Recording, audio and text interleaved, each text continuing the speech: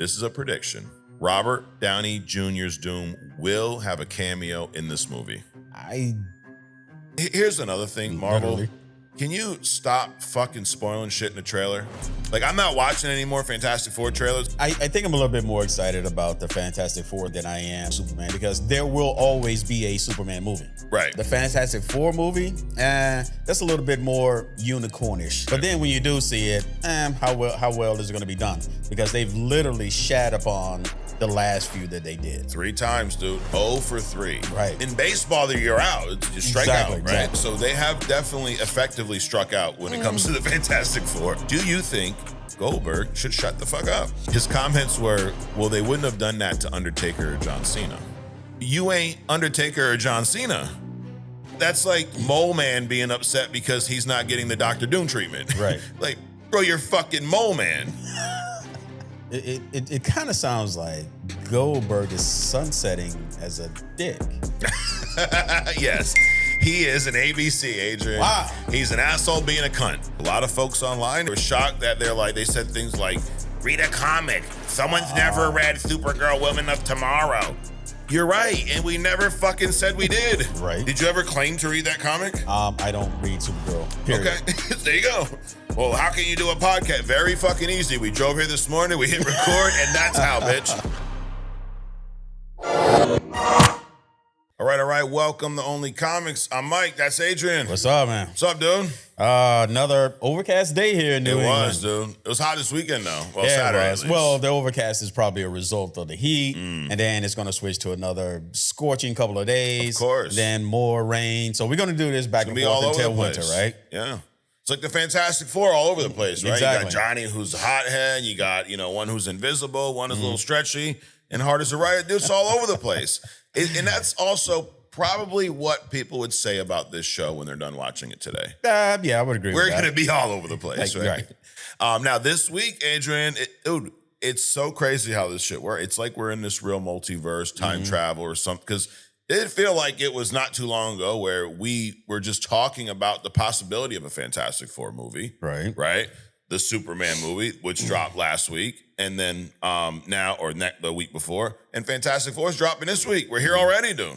Well, I think I'm a little bit more excited about the Fantastic Four thing than I am the Superman thing, because there will always be a Superman movie. Right. I don't care who does it. Well, I do care, but it doesn't matter who does it, but it will happen at some point. Got it. Now, the Fantastic Four movie, that's a little bit more unicornish. Okay. Meaning that it's a little bit more skeptical that you're going to see it. Right. But then when you do see it, how well is it going to be done? Because they've literally shat upon the last few that they did. 3 times, dude. 0 for 3. Right. In baseball, you're out. You strike out, right? Exactly. So they have definitely effectively struck out when it comes to the Fantastic Four. I'll say 1 and 2, because the first one, even though it wasn't really that good, at least it was an attempt to, bring something back. So, it was okay-ish. Yes. Would you say that? Yes. That's another. Okay-ish. I'm keeping track of all these terms, because when we come out with our movie thermometer, maybe I don't know. We got to work on a better name, but when we come out with that,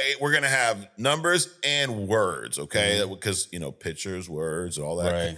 And I think that's gonna be one of them. I think okay-ish will be one of them. Slightly, it's in the mid range, right? Okay. Okay-ish. Yeah.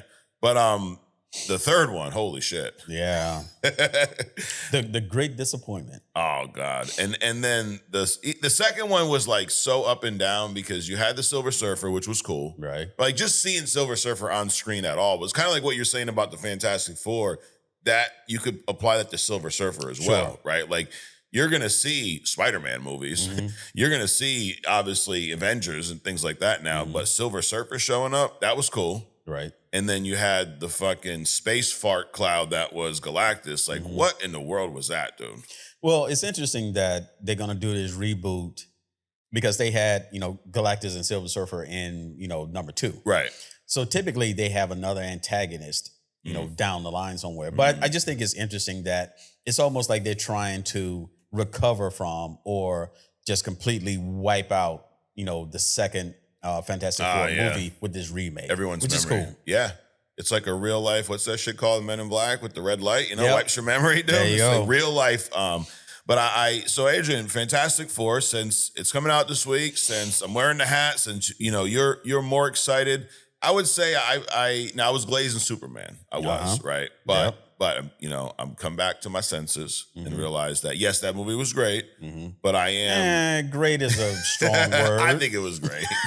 Adrian, I'm not gonna be mad at you for not having the same opinion. Some people are. And I'm not going to be mad at you for glazing Superman. No, it doesn't bother you personally? Nah, it doesn't bother me at all, dude. That's the funny thing about like some of, you folks out there online. Like you can have a separate opinion, but why the fuck are you mad at me for not having the same opinion? Right. Right? Like, I mean, your favorite superhero of all time still Iron Man? Yes. He's not mine. Right.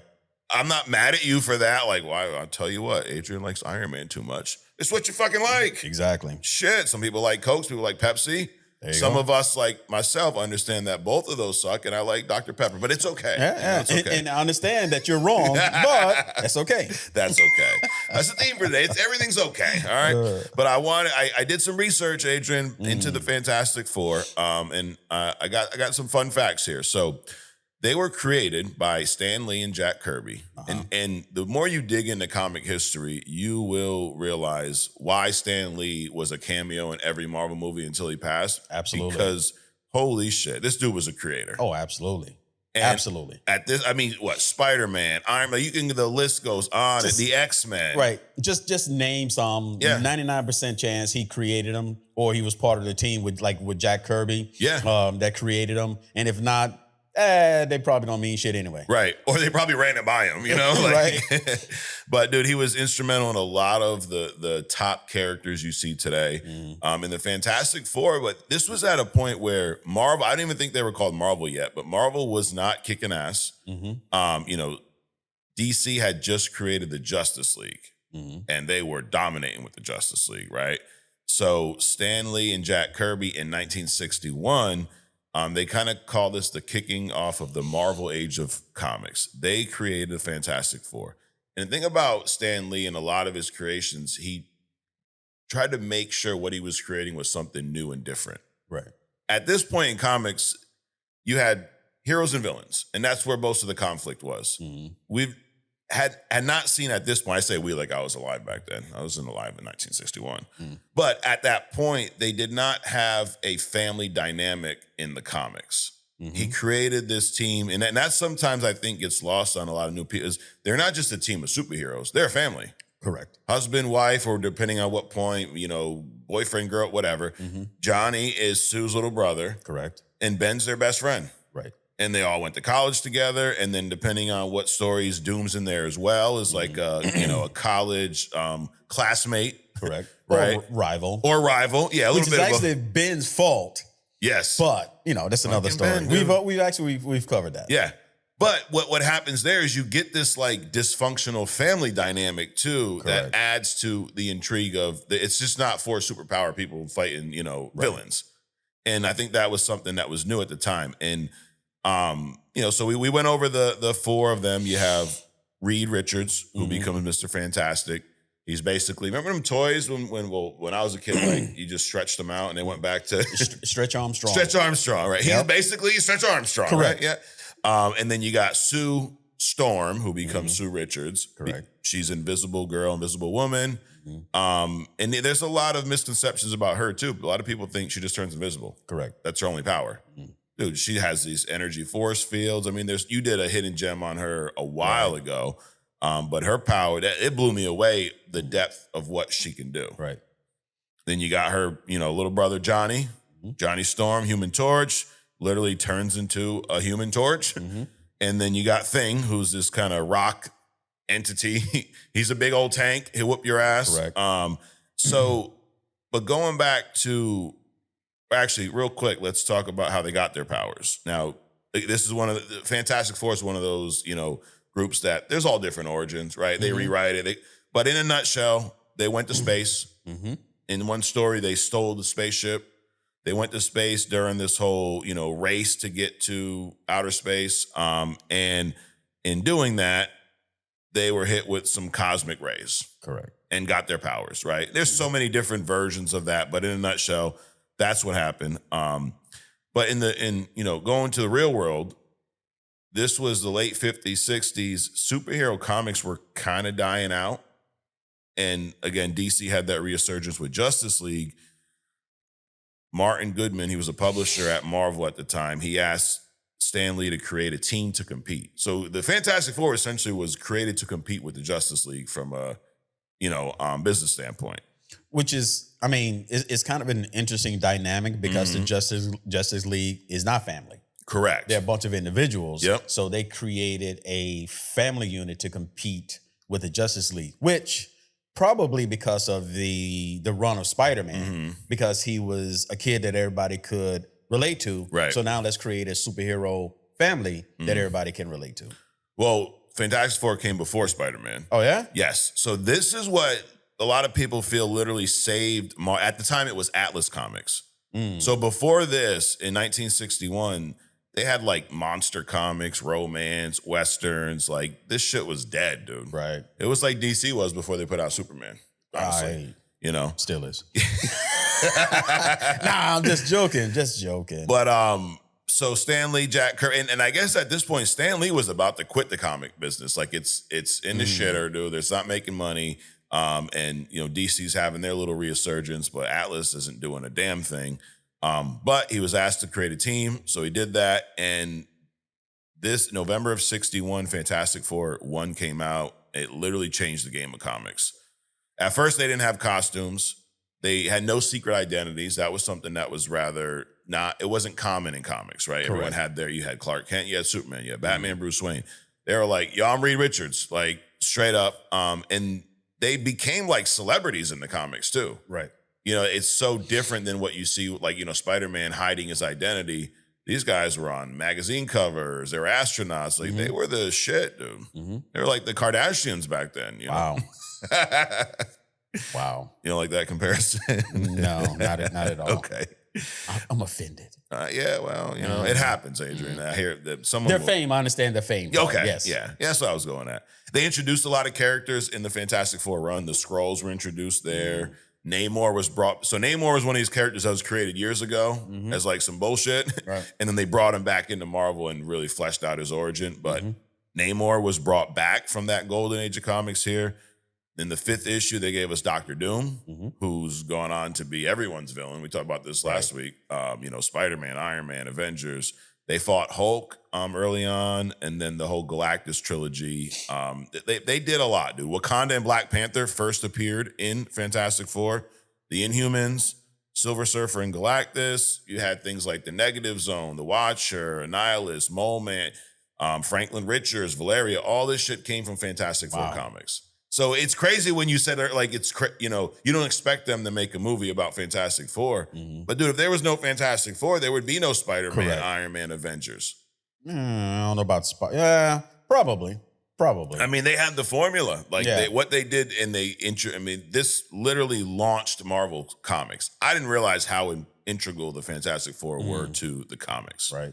Does that surprise you hearing that now? It does. Yeah. It does. It's like, so... Stan Lee get ready to walk out. He creates this team. It becomes a success. Yep. And that allows the birthing of all of these directly associated Annihilus, Negative Zone. Yeah. But then, the Avengers, and so other superheroes as well. Right. That's amazing.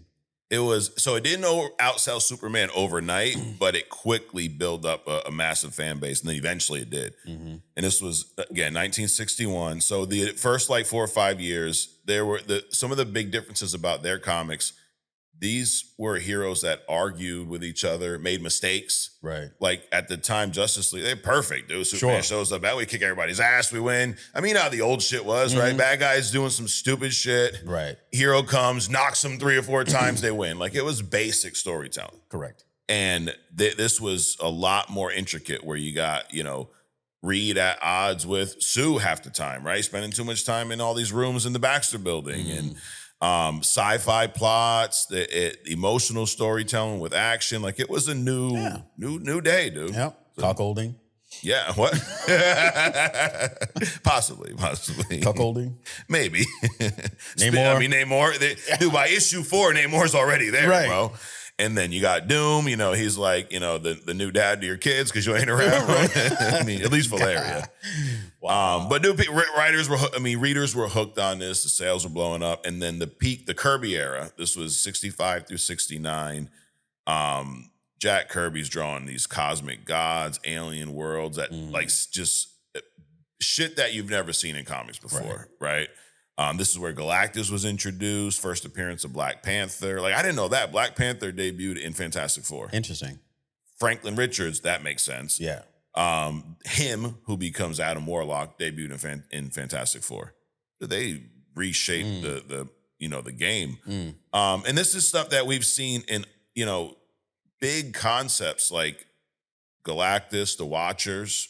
That's not just a Fantastic Four thing anymore, right? Correct. The Negative Zone, the Microverse, Namor and Silver Surfer being anti-heroes. That was something that was newer. And then Doom the complexity of Doom. Right. That was, one of those villains that half the time you're like, he ain't really a villain. Like you see at least where he's coming from. Correct. And he don't believe he's the villain. So, sales were through the roof. Fantastic Four helped Marvel become the number one comic publisher by the late 60s. So DC was in second place again. Imagine if that happens again now. Like how it'd be crazy. Like time just repeats itself. Right. You got Superman who's like, oh, everyone's excited about DC. And then Fantastic Four comes out 2 weeks later and takes the number one spot again. Right. Right. It could happen. It's so much so that these two companies, most people can't even name a third comic book publisher. No. Right. It's like, Crystals, to Burger King and McDonald's or White Castle. It's like, unless you know White Castle or Crystals or Whataburger, you don't know. You know these two big things. Right. And that's it. Yep. Don't worry. Someone in the comments will be like, you guys never heard of Image Comics? Yes, bitch, we have. He's just making a fucking point. Calm the fuck down. Shit. It's okay. It happens, But now here's why Fantastic Four paved the way for X-Men, Thor, Iron Man, all these other characters, because when Marvel saw the success of Fantastic Four, they gave Stan and Jack Kirby the freedom to do whatever the fuck they wanted. So I don't know that if they didn't have this success, would they have greenlit the X-Men and characters like that, right? Like, no, absolutely not. Because again, we discussed earlier, a lot of these characters came out of the mind of Stan Lee, right? Not Jack Kirby, correct? Right. So if he would have walked out, then those things would have never, emerged. And if this wasn't successful, they would have never said, yeah, do whatever you want with these characters. Absolutely. They would have been like, make us one like that, like they did here. Give us a team. Right.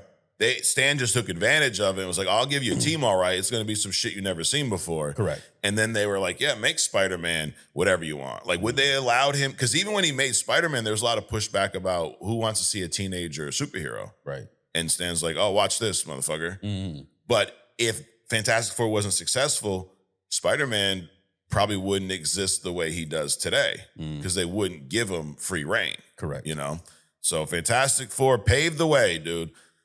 So all right, that's my little yapathon there. But you are probably a bigger Fantastic Four fan than myself. You think it's an accurate statement? Yes. Yes. And this was like when you got into comics, were they some of the first comics you read? Like, who were your first characters?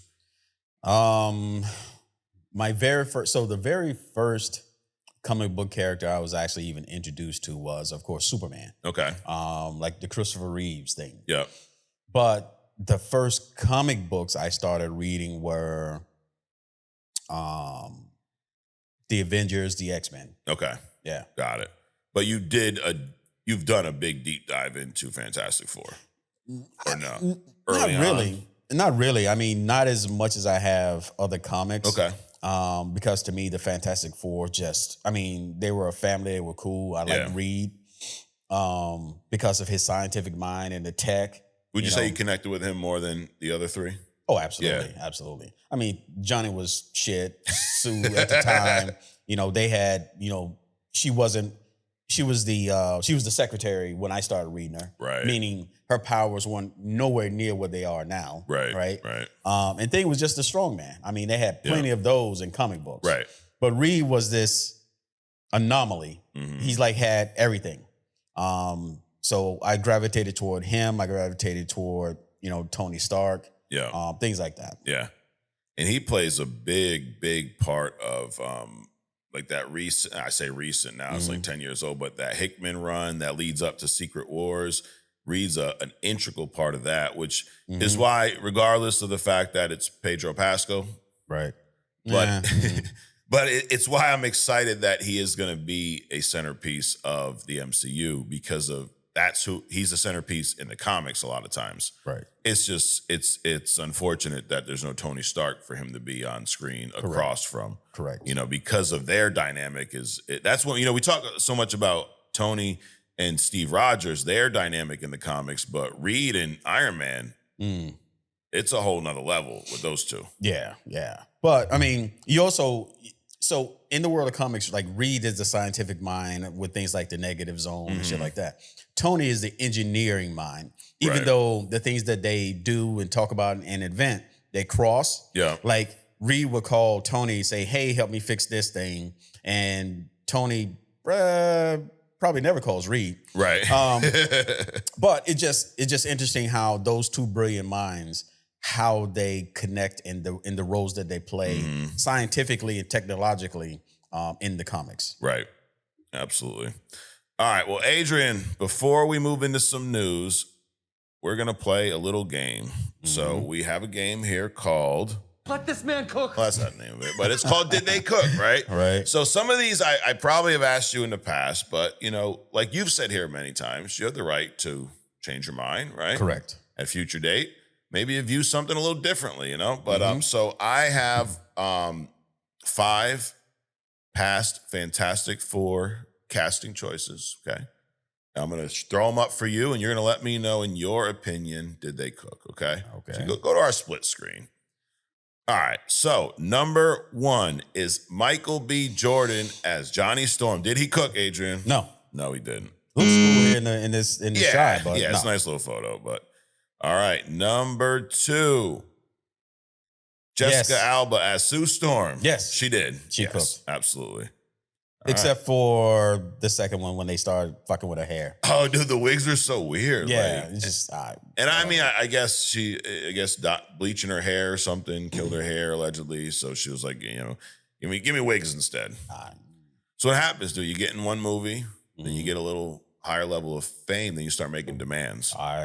Like, you ain't care about bleaching your... people. Yeah, but... The audacity. Seriously. Anyways, next up, we got Ian McGruffin as Reed Richards. I think so, yes. Being cooked? Yeah. Yeah. I mean, it looks the part. Yep. I think they definitely... More so than anybody else has along the way. Yep, absolutely. All right, so he cooked. Next up, Julian McMahon as Dr. Doom, Victor Von Doom. I think so. Really? Yeah. Yep. Now, I mean, on the scale of cooked or not cooked, I think he cooked more so than he didn't. Yep. Now, medium would probably be, but this is not a tiebreaker thing. This is not a medium thing. Okay. So I think he cooked more than he did not. So he barely cooked. Yeah. Okay. He's let's medium rare. There you go. Now, and I don't know if you know this, but Julian McMahon actually passed away a few weeks ago, and he was only like in his 50s, I think. This guy? Yeah. Oh, wow. No, I didn't know that. Yeah, so, sorry to hear that. But nothing to do with him passing. I don't think he cooked. I was not a fan of the Doom.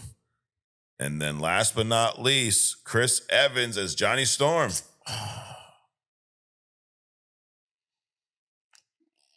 Sure. Okay. I mean, because at the time, like the first one, Yeah. that was all the Johnny Storm that we'd ever see. Yeah. Yeah. So after that, definitely, everybody else definitely not. He cooked the shit out of it. That's my opinion. But, if you don't like Adrian, we know what you can do. You can go online and write bad words about me. Or I can just tell you here. No, oh God, no. We wouldn't want to do that. So No, I think he cooked, considering the role. Okay. As a matter of fact, his 2 performances as comic book characters, I would say he cooked in both. Yeah. Oh, yeah. He double cooked. All right. Look at that. So, All right, well, there you have it. That is Did They Cook? You guys let us know if you agree with Adrian, myself, or you don't. Tell us how we're wrong or we're stupid, and you maybe read a comic. That's what they say. Read a comic. Fucking, like, I've read a comic. I just can't read them all. Like, also, we unlike our readers, who read everything, right? Correct, everything. We can't do everything. We don't have time for everything. God, no, we have to be here to talk to you. We got jobs, we got other shit. Like, it's just unbelievable. We have Blackstones to unpackage and season. Speaking of cooking, I was cooking the shit out of that thing yesterday, dude. Oh yeah, cool, absolutely.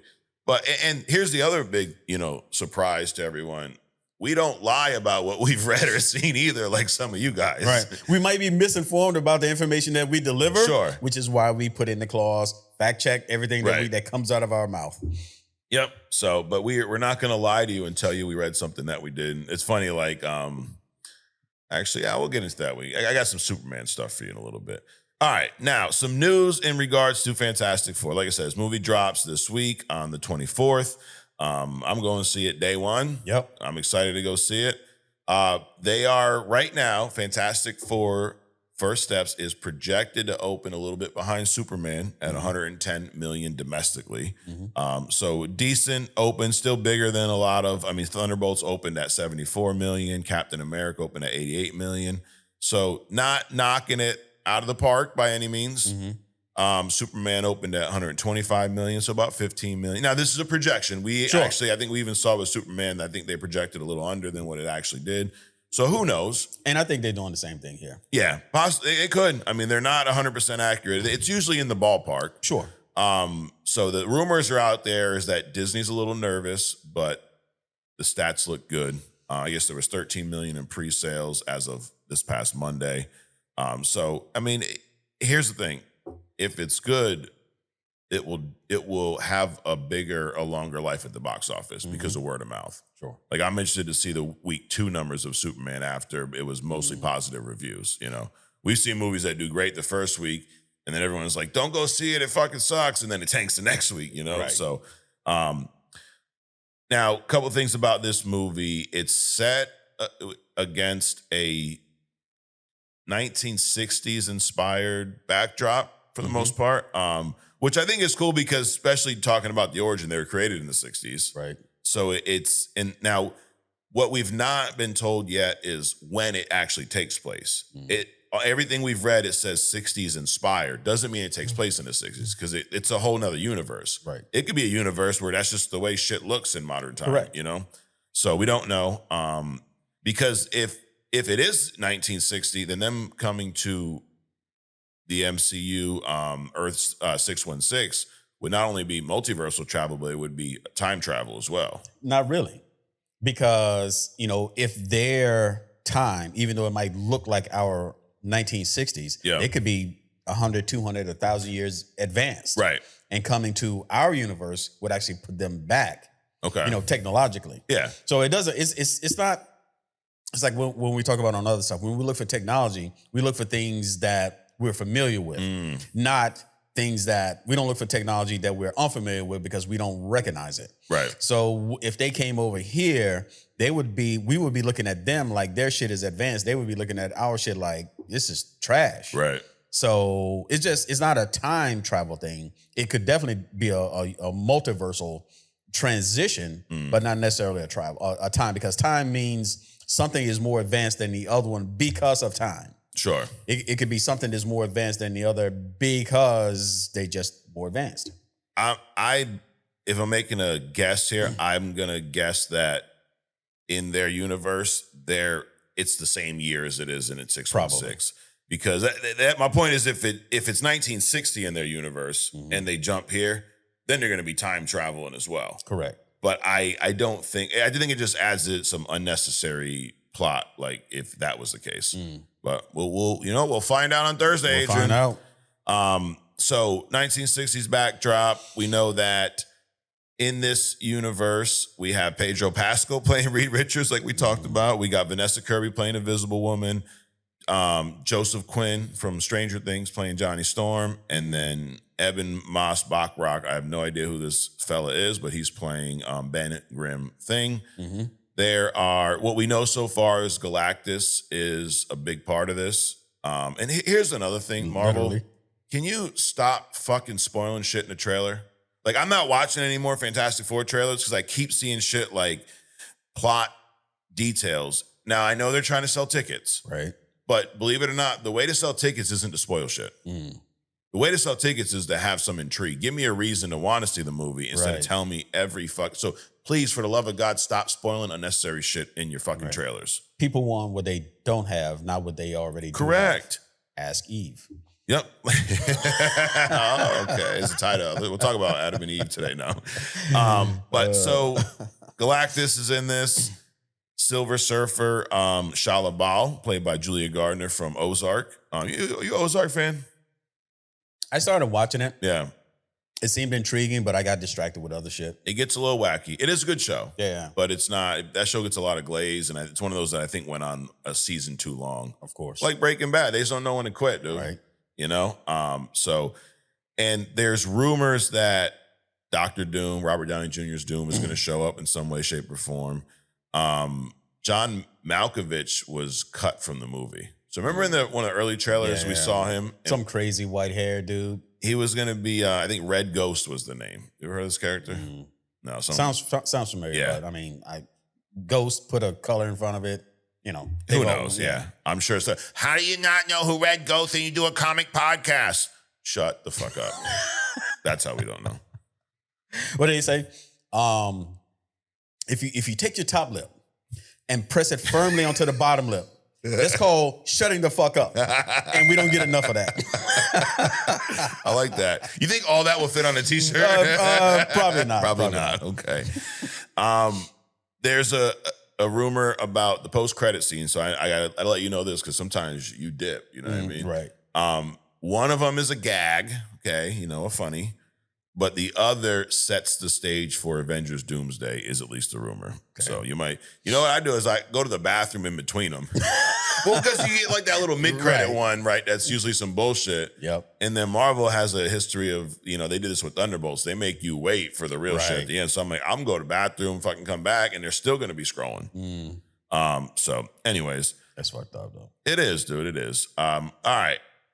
Another piece of news about Fantastic Four. The director, Matt Shakman, not Shatman, Shakman, okay? Shatton. His name was Shatton. Or Shatner. Shatner. I'll tell you what, if this movie sucks, his new name is going to be Shatton. So this is what he said about Reed Richards. He says that he goes from being the nerdy scientist who's locked away in the lab to the husband and the father who do anything to protect his family to the guy who's leading the Avengers. So I was with you in the first half. Right. What do you think about that specific part, Adrian? That this Reed is going from that to the guy who's leading the Avengers. They don't think a black man can do it? That's what so you're thinking this is him leading over Sam Wilson? Yes. Could be. Now, I don't know. Yeah. I don't know. But these teams at some point are so incestuous. Correct. Right? Correct. This guy pops over here. Thing becomes at some point, because at some point the Fantastic Four becomes disbanded. They're like, fuck this, we're gonna go our own ways. Sue, on the sidelines with Namor or not. Reed goes off somewhere. And I talk about this a little bit in the Hidden Gem. Johnny becomes, is it Johnny or Ben? Johnny is he becomes like a political guy, like a statesman, and Ben, it becomes like part of the Thunderbolts or some bullshit. Yep. And then so always bouncing and around. Then Sue, the 5 times she's left Reed, then She-Hulk comes in, or Spiderman comes in, or the fucking Hulk comes in, the Thing goes away. It's like everybody's into everybody else's stuff, so you just never know. So that could be true. Okay. Well, it remains to be seen. Now, sounds silly. It does sound when you first, when you say it does sound like Reed leading the Avengers. Now, I'm wondering how much of this is like, the director's choice. I don't think it is. I think it's probably one of those studio mandates, right? Like and you just learn, you hear a lot about this from these past Marvel movies, things that directors have said in interviews where it's like, they usually give them a few rules, right? Like, hey, make your movie, but this needs to lead to that. However we get there, we get there. Right. They're not going to micromanage, but hey, by the end of so maybe they went to the director and said, hey, by the end of this movie, Reed needs to be set up to lead the Avengers. See, that's the kind of nonsensical stuff, right? So Game of Thrones. Yeah. One of the episodes, like I think like the first season. I think it was like the first episode. Anyway, so at some point, the little guy, the dwarf son, he gets caught up in some place and he's being accused of, kidnapping the Lord of the North and blah, blah, blah, blah, blah. So they're at this place, and this place is like in the sky so high, right? Okay. And part of the justice is like they have this door that opens and they'll like throw people out of this door. And you fall like a few thousand feet. Well, the son of this queen of this place, he's a little tapped. Yeah. His thing is like, make the man fly, make the man fly. So the boy, right, is like these people behind the scenes that don't read comics, don't know anything about them, but then they're directing because they have the money. They're not directing. They're telling the directors what direction to put to send these characters. It's not just comics, it's regular movies too. Yeah. In other words, you have some nonsense in the background, whispering, forcing, twisting arms to the people that's making the movie, and the movie goes in a direction that makes no sense, and sometimes probably against what the director thinks it should do. Yeah. Right? And then you end up with some bullshit like Fantastic Four 3. Damn. Just saying. It happens, dude. It does. So after hearing all that, I think that's probably what's happening here. And it's also one of the issues. Or maybe not. I just be pulling some shit out of my ass. Maybe that too. But having Pedro Pascal in there, I'm sure they're gonna want him to be the main star because of the box office draw. I think it's not the right decision. Right. Because I don't think people are watching comic book movies because of what actors are in them. No. Well, they're watching them after they have been established because you want to see Robert Downey Jr. as Tony Stark. Sure. You want to see Chris Hemsworth as Thor. Right. Things like that. But initially they don't care because one of the most recent movies that had the most fuckery in it was to have Scarlett Johansson play the lieutenant in a Japanese animation movie. Ghost in the Shell. Yeah. Come on, dog. So you have an American playing an iconic role in a Japanese anime movie. Yep. Of course it's going to flop. Sure. But they did that because because she was popular. Yeah. Right? Well, it's why in the X-Men First Class series, we have Mystique leading the X-Men. Yeah. You casted Jennifer Lawrence in the first one, and then she became a big star with the Hunger Games. Right. So you figured, hey, let's fuck the whole story up and make Mystique the leader of the X-Men. Like, when have we ever seen that? It's ridiculous. And I think that one of the think about Superman. You didn't know who David Corn Sweat was. No. You didn't know who the chick who played Lois Lane was. No, still don't. You didn't know. I mean, you knew Lex Luthor, Jesse Eisenberg. Correct. I mean, not fucking. Oh, No, my God. Man, that was. Oh, my God. Man, you need one of them Catholic whips. Yo, seriously. Smash yourself on the back, dude. Fuck. Hey, cut that part out. Don't let me hear. Yeah. God. Nicholas Hoult, who redeemed himself. And believe it, I don't think anyone was showing up because Nicholas Hoult was in it after we saw that atrocity of Beast, speaking of the X-Men First Class. But he fucking redeemed himself with his Lex. But, even Nathan Fillion's not like a big box office draw, right? I didn't go, Nathan's in this, let's go, you know? But, and that's one of the things that Gunn said recently is, I'm not looking to hire actors because of who they are. Right. I'm hiring people and I'm paraphrasing a little bit. That's what he told me when he called me. Oh, okay. Yeah, he was like, yo, by the way. But he is going to just hire whoever is the best for that job, regardless of what they've done before. The girl who's playing Supergirl, she's not a big name. I mean, Millie Alcock. She was in, I don't know if she was in Game of Thrones or one of those type of shows. No idea. Some shit. But the point is, like, he casted her because she, in his opinion, is the best for Supergirl. Not because everyone knows, like, let's bring Jennifer Lawrence in, let her be Supergirl, you know? Right. So, and my thing with Supergirl was not that who it was, because I didn't know who the fuck she was. It's just that the portrayal was a little shocking. Yeah. Had never seen that before, so I was like, holy.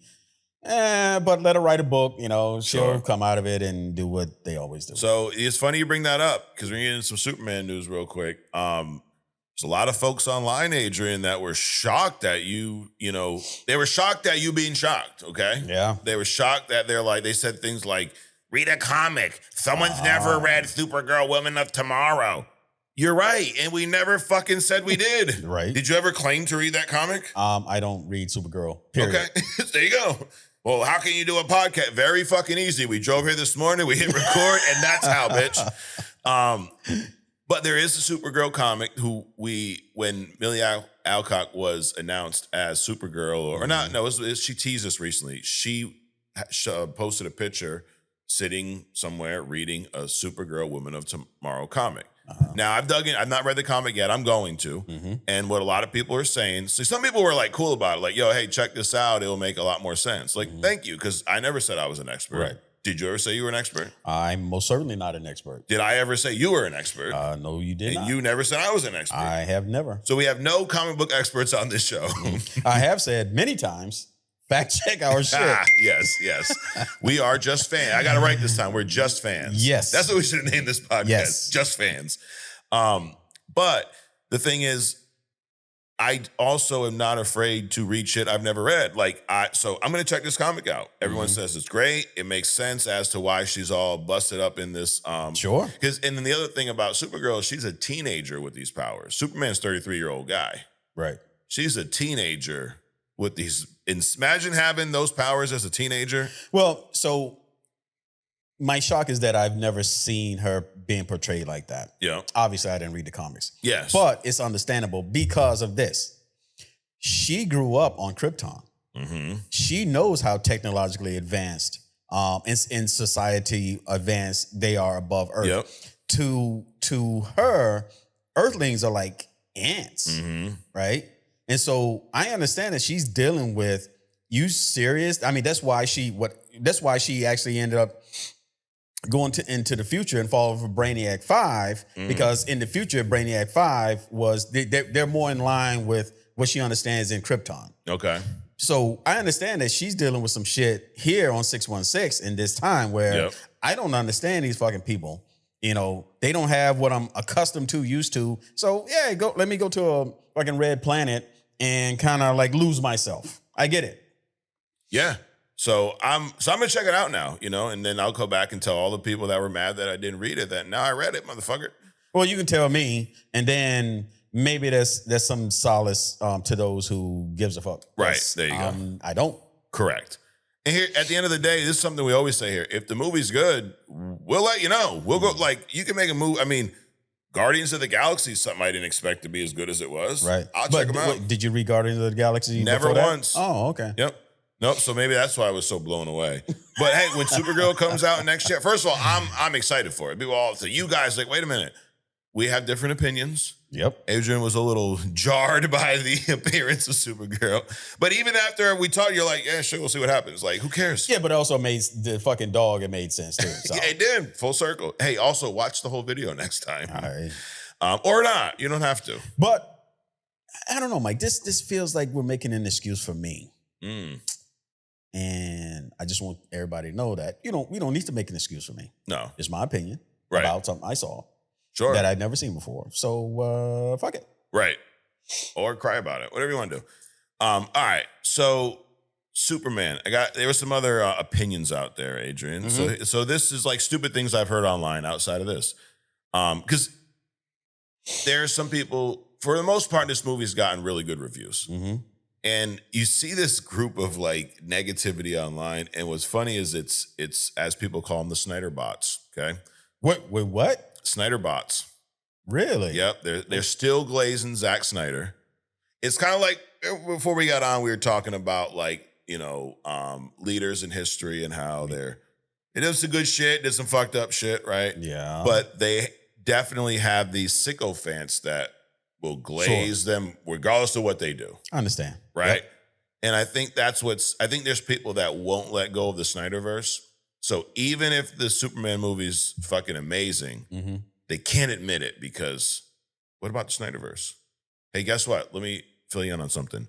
The Snyderverse is fucking dead. It's been unalived. It's no more. Time to move on. Or just go rewatch the fucking shitty movies that are already out there over and over again, right? Like it's not coming back. Knock it off. So, but here's one. Superman was weak and got his ass beat the whole movie. That's why they didn't like the movie. Superman does get his ass kicked in the comics, right? Like from time to time, yes. He gets his mind taken over. Sure. He loses his powers for days, minutes, years. Correct. I mean, it happens. Yes, and the thing is, to me that made sense. What we saw on screen. Okay. If you remember when the movie started, what did it say? And hey, there's some spoilers here, by the way. So, fuck them if they haven't seen the movie by now. Yeah, it's been a week or more. In the opening credit, not even the credits, but in the beginning title screens, they give you some background. Superman, the 300-year thing? 300 years. Superman's been Superman out in the public for 3 years now. He's a bunch of threes. He's 33 years old. And this was the first time he's ever been defeated. So you're like, well, he's got an ass beat the whole movie. You missed the part where for 3 years, he's never lost a fight. Right. So, and as you watch the movie, you realize the guy who beat him was a clone of himself. Correct. Without the filter. Without the filter. Which technically, like if you take a person, I'm not a psychologist, I'm not medicine, blah, blah, blah, but from what I understand, if you take a person that's psychotic, right? They don't have those safety filters. If you get in a fight with somebody, you technically are thinking, how can I just defend myself, not how I can harm this other person? Well, this probably Bizarro person, he doesn't have Superman's filters of good and the squirrel and keeping the drunk cousin's dog while she's out on red planets kind of thing going on. He's let's just destroy. Correct. So he doesn't have those filters, which unlocks additional things. Even Lex said, he's probably dumber, but he's also probably more powerful. Right. Which is kind of describes Bizarro, right? Right. There you go. Bizarro's a little dumb, right? He's a little fucking off. So can we say that anymore? Is there like an unalive version of dumb? I think we could say dumb. Oh, okay. I mean, I'm gonna fucking say it. So if you got a problem with it, you're probably dumb. So him getting his ass beat the whole movie, number one, like you said, he got beat by a more aggressive version of himself. Correct. Okay. And I thought it was one kicking him across the multiverse. Yes. But, I'm just saying. No, well, he wouldn't have got up from that.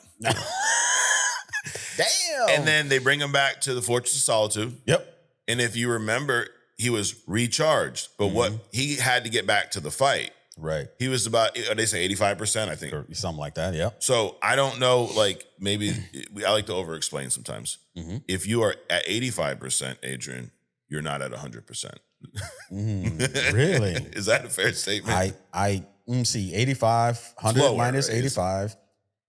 Yeah. Let me show you a 15% up in visual. there. So if 100% is right here, 85 is going to be about here. Right? Somewhere Half over is now. here, 50, 60, 70, 85 right there. Okay. So he's missing some strength, some speed possibly, some endurance. Like he is depowered a little bit. Correct. Which then would make him more susceptible to getting his ass beat. Right. Right. And then, people talked about, well, then he was in the Pocket Universe and he got beat up there too. Remember the fucking dude in the cell with him who turned himself into kryptonite? Right. And he's holding it over his face. And then he recharged them right after, but not full blown. Correct. He's still down there in this dark, negative zone looking spot. Right. And where does Superman get his power from, Adrian? The sun. The sun. Was there a sun down there? There was a fucking lava river, but there was no sun. Exactly. So, and I know you don't glaze the movie like I do, but did you have any issue with him getting his ass beat? Like, you think that was abnormal? No, it's not abnormal. No. I mean, Batman's beat his ass, and nobody's crying about that. Exactly. So, and as a comic fan, this was my issue with Superman is I don't think he gets his ass beat enough in movies and stuff. Like, it adds a layer of intrigue to the character. If Superman's just beating the shit out of everyone, every movie, every scene, he's a literal god, it gets old real quick. Right. Yeah, that's true. Like, he's invincible. Oh my God, he's so... All right, well then, why do I care? I mean, also, if he was that invincible, he wouldn't have all of the adversaries that he had. Because you just mentioned Superman. It's like, oh my God, like nobody can stop him. Right. So why do I even bother? Correct. There wouldn't be a Lex Luthor who thinks that he can best him all the time. There wouldn't be a Shazam. There wouldn't be a Mojo, a Lobo. There wouldn't be, I mean, the fucking plants that take over him. Right. I mean, Ivy, Poison Ivy. There's all these people that think that they have a chance because he's not that god, that invincible god. Yeah. And they established early on that meta people have been around for 300 years. Right. Superman's 33 in here. Again, 300's a lot bigger than 33. So is it crazy to think that there aren't other meta-humans that are around Superman's strength? Like, sure. Right. So, anyways, the other one was the saving the squirrel was stupid. It was a little goofy. It was stupid. Okay. But is that not who Superman is? Yes. So, and that's the point. Like, it is stupid. But to me, it made sense with the message they were trying to send.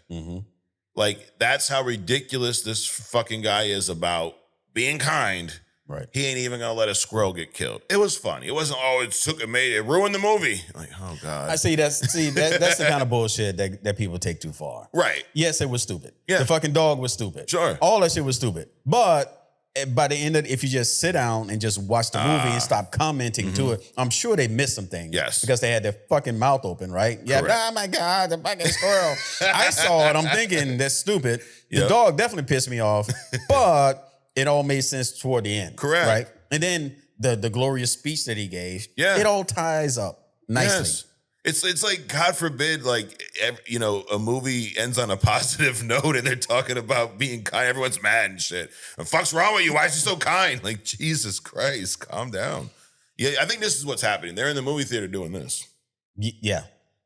Yep. Texting Yeah. their comments to Like, other people because they're so fucking furious. Correct. They know that the person next to them gives zero fucks about their opinion. So they sitting there, oh my God, you see the squirrel, blah, blah, blah, blah, blah. No, but dude, just watch the movie. Seriously. Just watch the movie. I mean, I thought, so I walked in not with any real anticipation for the movie. Okay. But I knew two things. One, I was already engaged because I was already pissed off about the dog. Like I said last week, if you get some kind of emotion out of me, then I'm engaged, right? Yeah. So, and number two, and one of the things that we talked about early on is like, let these old dudes get the fuck out the way and let some of this new blood come in here. And that's what happened in this movie, right? A lot of unknowns. I mean, you could argue that there was some unnecessary people in there, Cat Grant, Okay. Godzilla. But, allow these people to get on the big screen to show what they could do. And I think that Gunn did a very good job of that. And he also did a very good job of pissing me off throughout the entire movie. But he also did a very good job of making it make sense to me at the end. Right. Even though I was a little shocked with Supergirl. Yes. But I'm good with it now. You're good. You're not upset. You're not saying it's so bad because of this. And to your point, I think you go too far. Relax, dude. Also, are comics not goofy in general at times? Like, Sure. I mean, Think about it. A kid like made after a fucking spider. Come right. on, dude. Like, and then you're all so it's so goofy. Oh my God. It's a comic book movie. And then the other one that I saw, and I handpicked the ones I disagree with. That's how we do it, right? I'm not going to pick, I agree with this guy. The change to the parents, Superman's real parents, Yeah. right? Typically in Superman comics, they're not evil. They're sent in here for refuge. His biological parents. His biological, right. yeah. The mission that they sent him The on. message, Got right? it. So they're like, I thought it was cool. I thought it was cool. They ruined it. That's not Jorah. That's not what they would do. They not like, dude, It added, first of all, Superman's biological parents in a lot of Superman content are very insignificant. Right. They sent them off on the mission. They died. See ya. I think in one version of his parents, the symbol on the chest is like what your status is in society, and they were like garbage people or some shit. Yeah. Yeah. So I mean, who cares? Exactly. Regardless of the intent, their planet, the same thing happened. Their planet blew up. His parents went away. He came here to be the good person that he is, despite whatever message they tried to deliver. Right. He only heard half of it. And then he made a decision to, well, you know what? I'm 33. Even though that's the mission that they gave me, I'm going to do the shit that I always have been doing. Yeah. Which I think it did a better job of driving that whole adoption story home. Because Superman has been, you know, regardless of James' comments about the immigrant story, it's really an adoption story. And you know what's funny, dude, is like all these years I've been watching Superman, I never thought about it as an adoption story. Really? I never thought about it as an adoption story, even though that's exactly what happened. Right. I never know the intricacies of adoption. I never thought about the whole alien thing. Yep. It just never crossed my mind. It was just what happened. Right. You know? But I think that change to the parents drove the value of that part of the story home a lot more, because he's conflicted. Like you said, I got my biological parents. I thought I was carrying out their mission, but they actually wanted me to rule. But I was raised by the Kents here. The Kents taught him how to be a good human being. Wait a minute. So in my mind, there's confliction means he was conflicted means two things. Yeah. He was conflicted by the message, or he was conflicted about his mission. I think he was conflicted when he found out the real story. Correct. I think it just caused internal conflict where I thought I was doing what my parents wanted me to. Right.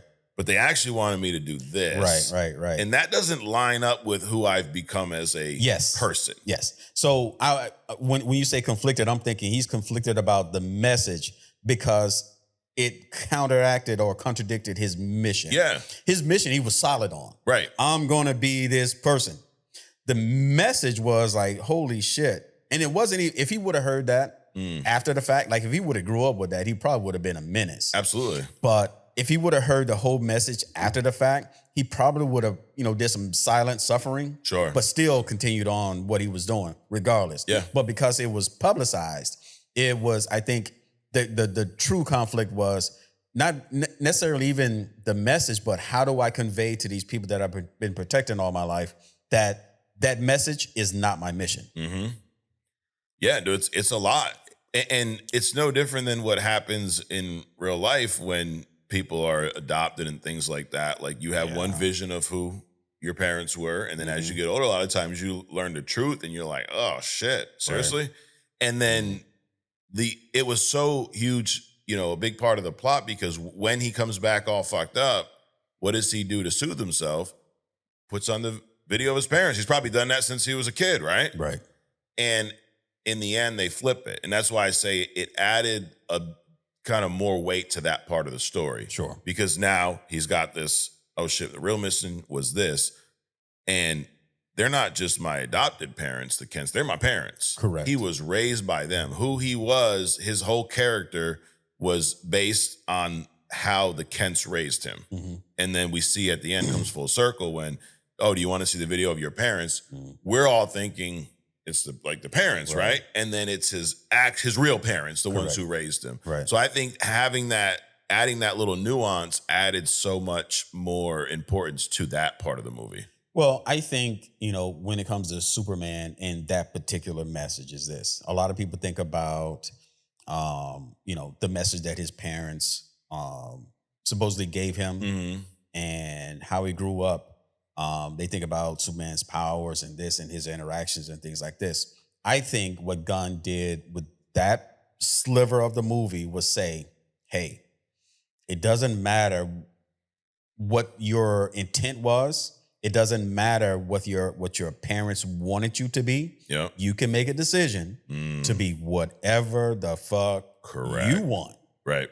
And so you can isolate, separate yourself from that intent, good or bad. Yeah. Because it's within you, it's your power. Absolutely. 100%. That gave myself chills, man. But that's the thing. That it's so people are like, oh, it's boring. It's a kid's movie. It's this, it's that. Dude, there's so much depth to this if you just shut the fuck up and pay attention. You know what's funny is like, as we talk about this, I'm actually liking this movie more and more as we talk about it. Real time. See, if Adrian can change his stance, there might be some hope for a few of you. I'm not going to go down the glazing route, though. But you're not going to glaze it? No glazing. All right, you're over the hump a little bit. Yeah. But it's hey, listen, it is what it is. And if you don't like my point of view, you're fucking wrong, right? I mean, no, just kidding. All right.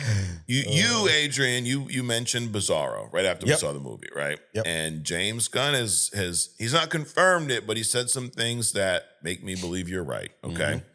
So he was asked about that aspect of the film in an interview. And he says, it's funny. Kevin Feige wrote me yesterday. So believe it or not, they talk. Like they're not like at war with each other, you know. He says he hopes his old pal Bizarro, and then Gunn started laughing. So Feige even wants to see Bizarro. And he says that, you know, he pointed out some things that I didn't notice with Ultraman. He says to the interview, I don't know if you noticed, but David's got prosthetics on as Ultraman. He's got a chin that's jutting out, his ears poke out, and he's got one eye kind of going in another direction because Luther took him out of the oven a little too quickly. So I didn't pick up on that. Nor did I. But how's Bizarro's face look? Right. It's multifaceted. He's got a multiverse of a face. Yes. So he wasn't willing to, like, you know. Actually, Bizarro. So Bizarro in Smallville, some have depicted him like his face is made up of like different crystals going with different lines and they constantly shifting. In the comics, early Bizarro was just a giant doofus. I mean, he didn't even fly straight. He flew like somebody was holding him from his back. You know, he just kind of like slumped over, and you know, he looked all like Lurch from the Addams Family. Yeah. So any depiction of Bizarro outside of that mentally, emotionally challenged look would probably be some kind of improvement. But I did not notice those. I didn't notice either. Now, like when the next time I do watch it, I'm going to be eyeing that scene because I'm like, I did not pick up on that. But that leads me to believe that you're probably right, Adrian. We're probably going to see some Bizarro. Now, do you think Bizarro is a character that could carry a solo movie? No, definitely not. Okay. So I've seen a lot of movies on like Tubi. Yeah. That should not have been made. Okay. So maybe one of those kind. Do I believe that Bizarro should have a movie of his own? No. Do I believe that they can make a movie? Yeah. Absolutely. And you could have Superman in it, but I'm just saying, like, if the story was more focused on Bizarro, he's the main character. Again, should they? No. Okay. I mean, what is it going to be? Was he going to have his own version of Lois? You know, we're going to have a Rottweiler for a dog or some shit? I don't know. All right. Speaking of dogs, you're not a pet person, are you? No. No. You ever had a dog? Yes. Yes. Okay. Which is why I'm not a pet person. Okay. I've had dogs. I don't have one currently. A lot of people love dogs, dude. Mm-hmm. And they do. What happens with a lot of times is there's dogs that people, you know, whatever, purchase, raise, and then maybe they don't keep them. Mm-hmm. There's this whole, like, there's a lot of dog adoption that happens. Sure. Right? Believe it or not, the Superman movie has increased interest in dog adoption. Of course. By over 500%. So Google, now these are just Google searches, but adopt dog near me saw a 513% increase in searches last week. Rescue dog adoption near me, 163%. Adopt a schnoozer, Is that the kind of dog that was in the movie? I don't know. Almost 300% adopt the puppy. Now, I think this is one of those, what does that do with comics? Nothing. But it's just funny the influence. Well, it does. The influence that comic movies can have. Right. This could be a positive thing. I hope it's not like, kid, new toy type of thing. Ooh, I want a dog because it was cool in the movie. And then you adopt the dog and then you don't want it anymore because that's a little fucked up. So when Scarface was out, which is arguably one of the most influential movies of his time, right? Did chainsaw sales go up? I'm just scared. I don't know. With fucking trees chopping go up. I mean, all right. Cocaine use went up when Scarface came out. Yeah. So yeah, I just thought it was interesting that it had that level of impact. So, but it's also interesting that you would never think that something like that would be impactful. Yeah. You're just not even making a statement. You just putting something in a movie, right? And this thing happens, right? Yep. But I think this is also kind of a nail in the coffin for those people that think that comic book movies aren't movies either. Right. Right. So you have this whole different kind of influence with your audience that a regular movie doesn't have. Yeah. Speaking of that, remember last week when we were eating our Jersey Mikes, I showed you that video of Quentin Tarantino shitting on comic movies. Yes. And I say shitting's a stretch, but sure. He was on some dude's podcast. And the way I asked him the question, he knew his take on these movies. Mm-hmm. So he kind of egged him on. He's like, oh, you love these movies, huh? And Quentin went on a little bit of a rant. He's like, he said that he doesn't hate them, but what bothers him is that is what dominates the box office. That's what the studios want. That's what and he's blaming it on the comic movies. And my thing is, it's not the comic movies' fault that your movies suck. Right. Hey, make a better movie. He wasn't saying that when his shit was at Correct. the top, right? So maybe the comic movies are actually pretty good. Maybe it is what people want to see, but maybe the other movies just aren't as good as they used to be. Maybe that's the case. So maybe comic book movies are the Burger King to regular movies, McDonald's, until they both have an Impossible Burger. Oh, shit. I'm just saying. And now comic book movies have become Chick-fil-A, It's just... see, you go too far. I do that. And I don't know if you've seen or heard about Christopher Nolan's next movie, The Odyssey. No. It's like an ancient... I don't know if it's Greek, Roman, whatever it is, but I mean, when Nolan puts out a movie, it's a big deal, right? Oh, is that about Theseus or whatever? I believe so. With the Trojan horse and all of that shit? I believe so. I think so, yeah. This movie is set to come out next year, and I saw something where they put some tickets available. Dude, it's already sold out a year in advance. Damn. People they're pre-glazing this movie, Adrian, pre-glazing. Because, I mean... comic books for whatever they are, you got the whole Atlantean thing, you got the whole Thor and Asgard, that's all Norse mythology, blah, blah. A lot of this stuff comes from these mythologies. Correct. Which is the basis of, just like the X-Files probably got a lot of its stuff from a show that nobody pretty much had heard of, The Night Stalker, Kolchak. Oh shit! Back in the day. Yep. So there's a lot of basis with these mythologies and things like that. A lot of the characters today come out of. I mean, some of them are like literal Hercules, Thor, right? Things like that. But I look at this and say, if you make a good movie that people want to see, they're going to show up, regardless of what comic book movie is or isn't out. That's not stopping people from going to see your movies. Right. What's stopping people from going to see your movies is they're not fucking good. I mean, a perfect example would be the Penguin. Yeah. Right? The Penguin literally straddles both McDonald's and Burger King. Yep. Because you have a comic book character, but it's a very good mob movie too. Right. So, I mean, and I think things like the Penguin is going to continue to blur the lines to where people just, it's a movie, dude. Right. With some people that can do some extraordinary stuff. I mean, don't we have movies with people, nannies, all of a sudden they're fucking with a militaristic background and taking out 200 people on the street, and that's acceptable. That's okay though. But you have this comic book character, not so much. Hey Quentin, just make better movies, or just don't. All right. Anyways, I'm not the only one glazing Superman, Adrian.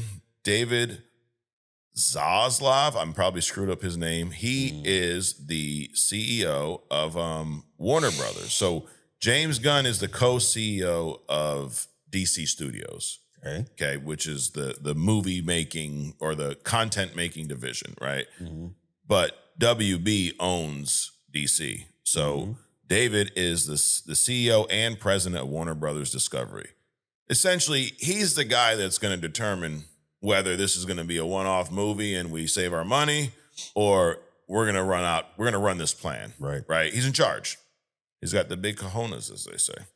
Hopefully he doesn't go to a Coldplay concert, because we see what happens. I'm just saying, Adrian's a CEO, dude. He's a CEO. So this guy gets the big piece of chicken. Yes, absolutely. Got it. So he put out a statement after the success of Superman this past week. That's funny too. A lot of people online like, it's flopping. It's this. Okay, unless you own stock in WB, what does the financial success of this movie have to do? Like, it's almost like their badge of honor. It's not doing as well as this movie. The only thing that matters is, did it do well enough for the studio to greenlight the next movies? Absolutely. Because as a fan, I just want to see more comic book shit. I want to see the DCU built out. I want to see an alternative to the MCU. Why not? Sure. Like you said, you want Burger King and McDonald's, dude. So he says, 3 years ago, I hired James Gunn and Peter Safran to reimagine and unify the creative direction of DC under one leadership team, breathing new life and excitement into one of the most iconic storytelling franchises in the world. So either he knows about comics or someone gave him some good content on a little card, index card. Cliff notes. There you go. He says, James and Peter, they committed to honoring the legacy of DC. And he kind of goes on and he says that this weekend we watched Superman soar as James Gunn's passion and vision came to life on the big screen. Superman is just the first step. Over the next year alone, we're going to introduce Supergirl, Clayface, and he says it's all part of a bold 10-year plan. The DC vision is clear, the momentum is real, and I couldn't be more excited for what's ahead. There you go, dude. Yes. Did we say that? Yes. We talked about that. Slowly introduce the individuals before you do the team. Correct. Now, they're basically copying what Marvel did. Sure. But that's okay. Yeah. I mean, a burger's a burger, right? Right. You just sprinkle your ingredients in it.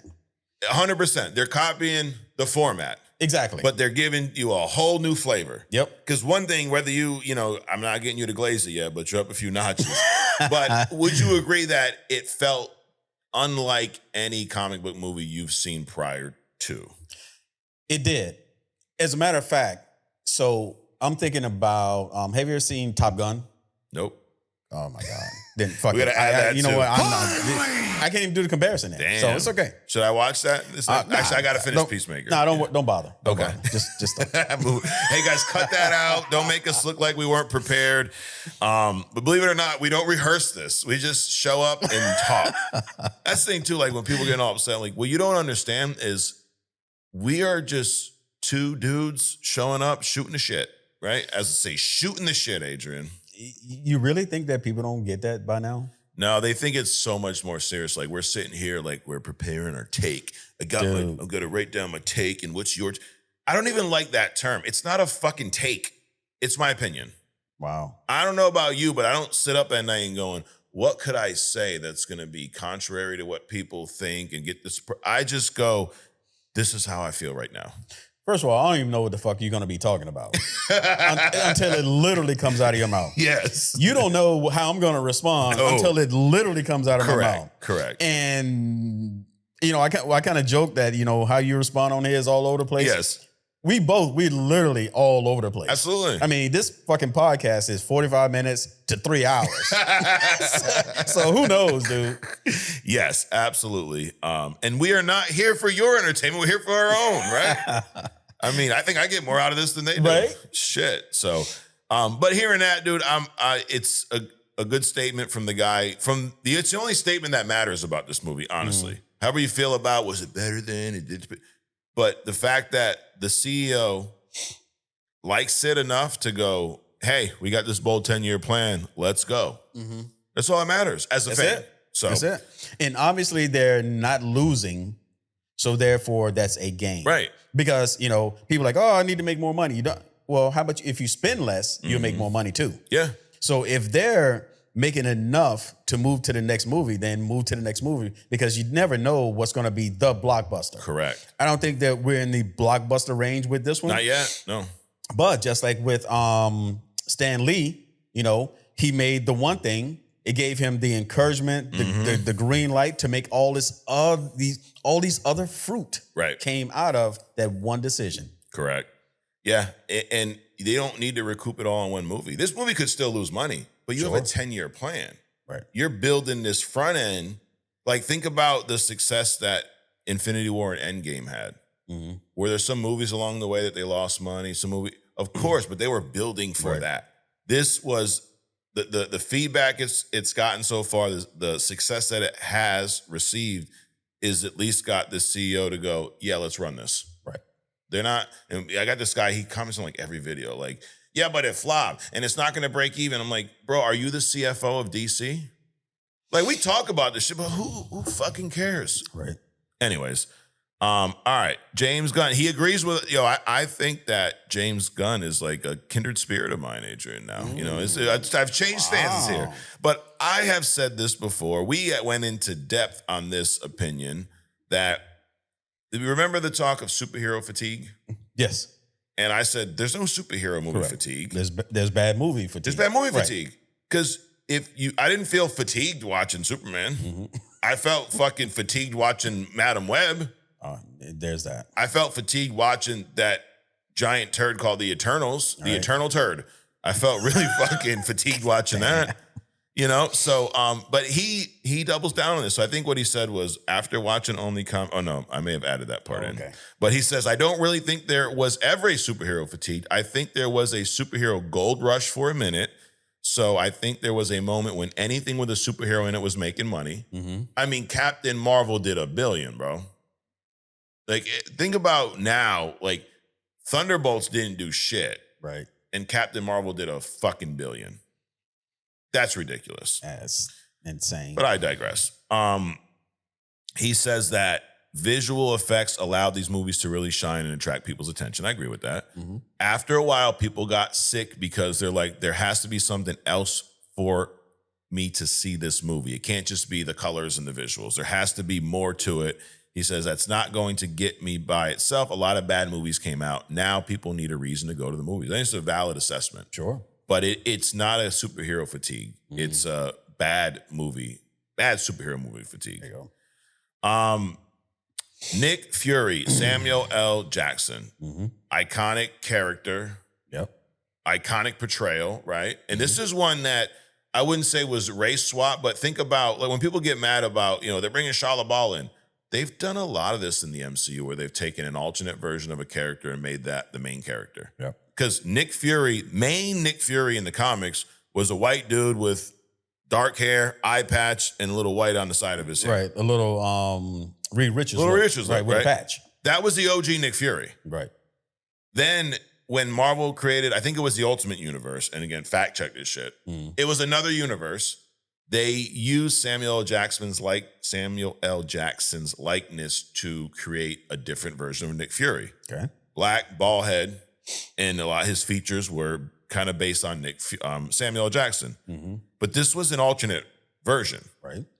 Samuel L. Jackson, I don't know if they told him, he caught wind some way, shape, or form, and he said, you can use it as long as if you ever bring that character to screen, I get to play him. And they're like, yeah, sure.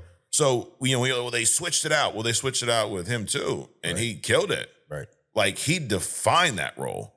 Then we saw the atrocity called Secret Invasion, Adrian. Yes, we did. I wish it was still a secret. And what's sad is, dude, that's a phenomenal comic. And they fucking fucked that shit 6 ways from Sunday, Adrian. Holy shit. Yeah, imagine that visual. So anyways, how do you feel about Samuel L. Jackson returning, because he's rumored to return, as Nick Fury in Avengers Doomsday? I'm good with it.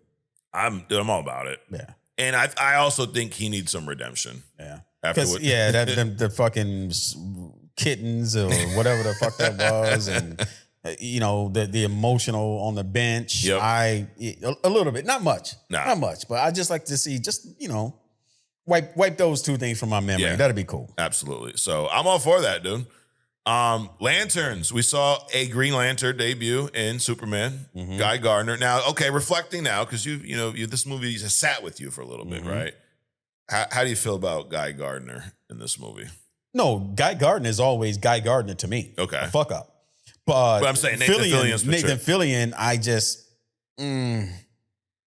don't. You didn't see it. You like it. Okay. No. I'm not a big Lanterns fan. Right. So to me, a lot of this is new. Like I don't have any reference point of like I do with Reed. So if you fuck up Reed, I'm gonna be pissed. Right. I really enjoyed Guy Gardner in this movie. I really enjoyed Nathan Fillion.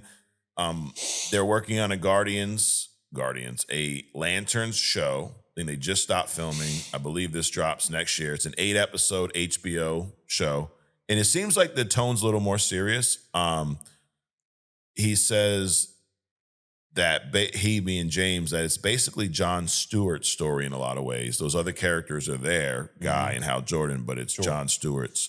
Do you have a favorite Guardian or fucking Lantern?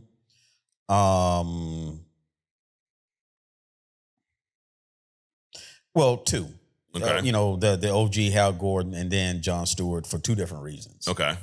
So yes. Yes. How do you feel about a show being basically being John Stewart's story? No, it's good. Yeah. Yeah. I hope that they have like a pass the torch moment. Yeah. Between Hal and because, Earth is one of those areas where, so Hal was like the first, actually he wasn't the first. There was an OG with a cape, looked like Doctor Strange. Okay. I don't know if there was alternate or not, but anyway, so he was around like in the early. He's the the early one Lanterns. that in the Hush comic when Bruce and Tommy Elliott go to Metropolis as a kid, they see him fighting. Right. It is a Green Lantern, but yeah, he's got a fucking weird Correct. cape. Okay. I don't know his name, but I have seen him in the comics. Green Lantern. But you mean his real name. Yeah. But so that was him. So Hal Jordan is like, they even got it in Blazing, Hal Jordan, the greatest Lantern ever. And John Stewart is like, isn't he arrogant? Dude. Huh? Isn't he arrogant? I don't know if he's arrogant as much as that, he just has done a lot. Okay. With as far as establishing the Lanterns. So he probably deserved that title. Okay. But John Stewart is a different Lantern, and I like him because for different reasons. Like one of the things is like the ring doesn't have enough power because Green Lanterns get their power from the will. And it's like he has so much will, it's beyond the capability of the ring. John Stewart to keep up with, kind of a deal. And then but Earth, the sector around Earth has been, you had the OG Lantern, then you had Hal Jordan. Hal Jordan disappeared for whatever reason. That's how Guy Gardner showed up. Yeah, okay. They sent him because Hal Jordan kind of disappeared and shit. Got it. And then I don't know what the transition was between Guy Gardner but they obviously probably need a more mature person than Guy Gardner. Because Guy Gardner to me is kind of like that guy who used to be a security guard in the future, went back in time, stole all the shit. Yeah. Went back in time, and now he's just a boost of gold. Oh, yeah. He's kind of a clown. Yeah. Yeah, he's goofball. So I don't know what the transition was from Guy Gardner to John Stewart, but, that's the man now. Well, here's the official synopsis for this show. So I said it's an 8-episode HBO drama, which I really like that already. You talked about Penguin. That was an HBO show, right? The plot centers around an isolated murder in America's heartland, Nebraska. Local crime will draw in the veteran Green Lantern Corps, Hal Jordan, and his new recruit, John Stewart, into a deeper, more sinister revelations. So it does sound like, it is that kind of mentor, right? Hal Jordan recruiting John Stewart. Okay. Something about this murder draws them in. Maybe it's a metahuman, maybe it's who knows. Right. So it sounds a lot more serious than the portrayal of Guy Gardner that we saw in Superman. Right. And that's another thing that James Gunn said about the DCU is they don't have a style. There isn't every movie will have its own tone and its own style, and it's not going to be because that is something with Marvel. And listen, it works for Marvel, right? Or it worked for a long time, where a lot of the movies felt like they fit in the same theme, right? That's not what they're going to do here. So, I'm not a Lanterns person, but I'm intrigued in this show. I'm looking forward to this. Well, think about what's been said in those few sentences, right? A murder in the heartland of America. So to me, that sounds like it's going to be grounded. Number one. Number two, it's going to have to be something, and they probably keep the who, the why, and all that kind of shit until the end. Right. Because what murder, because you got the cops, right? Yeah. You got cops, then you got the stadies. Right. Why is this on their level? Right. Why is it on their level, right? So they're probably going to keep that toward the end, which sounds cool. Yeah. So grounded, mysterious, which is why they're portraying it as a detective movie, right? Yep. And then you have that mentorship. So I'm all in, dude. But they also made The Last of Us like 8 episodes too. Oh, you're saying maybe hopefully there's enough there. Right. Yeah. Right. Yeah, that's a good point. I hope they don't pooch screw this was shit. Penguin? I can't remember if Penguin was 8 or more. I thought it was like 10. Maybe? Possibly. I don't know. Who knows? We're not experts. We don't fucking know. All right. Last summer was the summer of Deadpool and Wolverine. Remember this? Yep. Dude, it was $1 billion at the box office, like 1.4 or something, back when, the superhero fatigue. No one weren't fucking fatigued then. Oh, hold on. I get Wolverine, Deadpool, $1 billion. Yep. Captain Marvel. Yeah. It's like, but I think two movies were nowhere near each other. I think that was just the perfect time. You could have put out Silver Fox and the Unaliver, and we would have done $2 billion back then. Right, and still wouldn't have got any fucking money out of it. Unfucking believable. Unbelievable. So, anyways, I think the question that may be on a lot of people's minds is what's next for Deadpool, right? We had 2 solo Deadpool movies. We had Deadpool, Wolverine, a lot of fun. Wolverine, Hugh Jackman's only got so much time left to play Wolverine, right? Like we do believe. Well, not necessarily. Okay. He can do the old man Wolverine. True. And still get away with that. Yeah. Okay. He's got some time there. Yeah. That's true. And I mean, he's phenomenal at Wolverine. Absolutely. I remember early on when we heard these news and rumors, this was before Deadpool Wolverine. It was kind of like, let's just cast someone else, but honestly, dude, it's working. Let him play this shit as long as he fucking wants to. Do you think they bury Hugh Jackman with Wolverine claws and They shit? should. Fucking etch fucking claw marks on his casket and shit. Absolutely. Absolutely, dude. Not that I'm wishing any harm to come to No, Hugh whenever Jackman. that day is. Whenever that hopefully day. a long time it will happen from for now. all of us. Yes, but hopefully a long time from now. Yes. But there's a rumor that, the rumors we reported in the past was that he was going to play Wolverine up until Secret Wars. But now there's some talks about him playing Wolverine after that, specifically in the next Deadpool movie. And these are all rumors, but the what's believed right now is there's an X-Force movie in the works.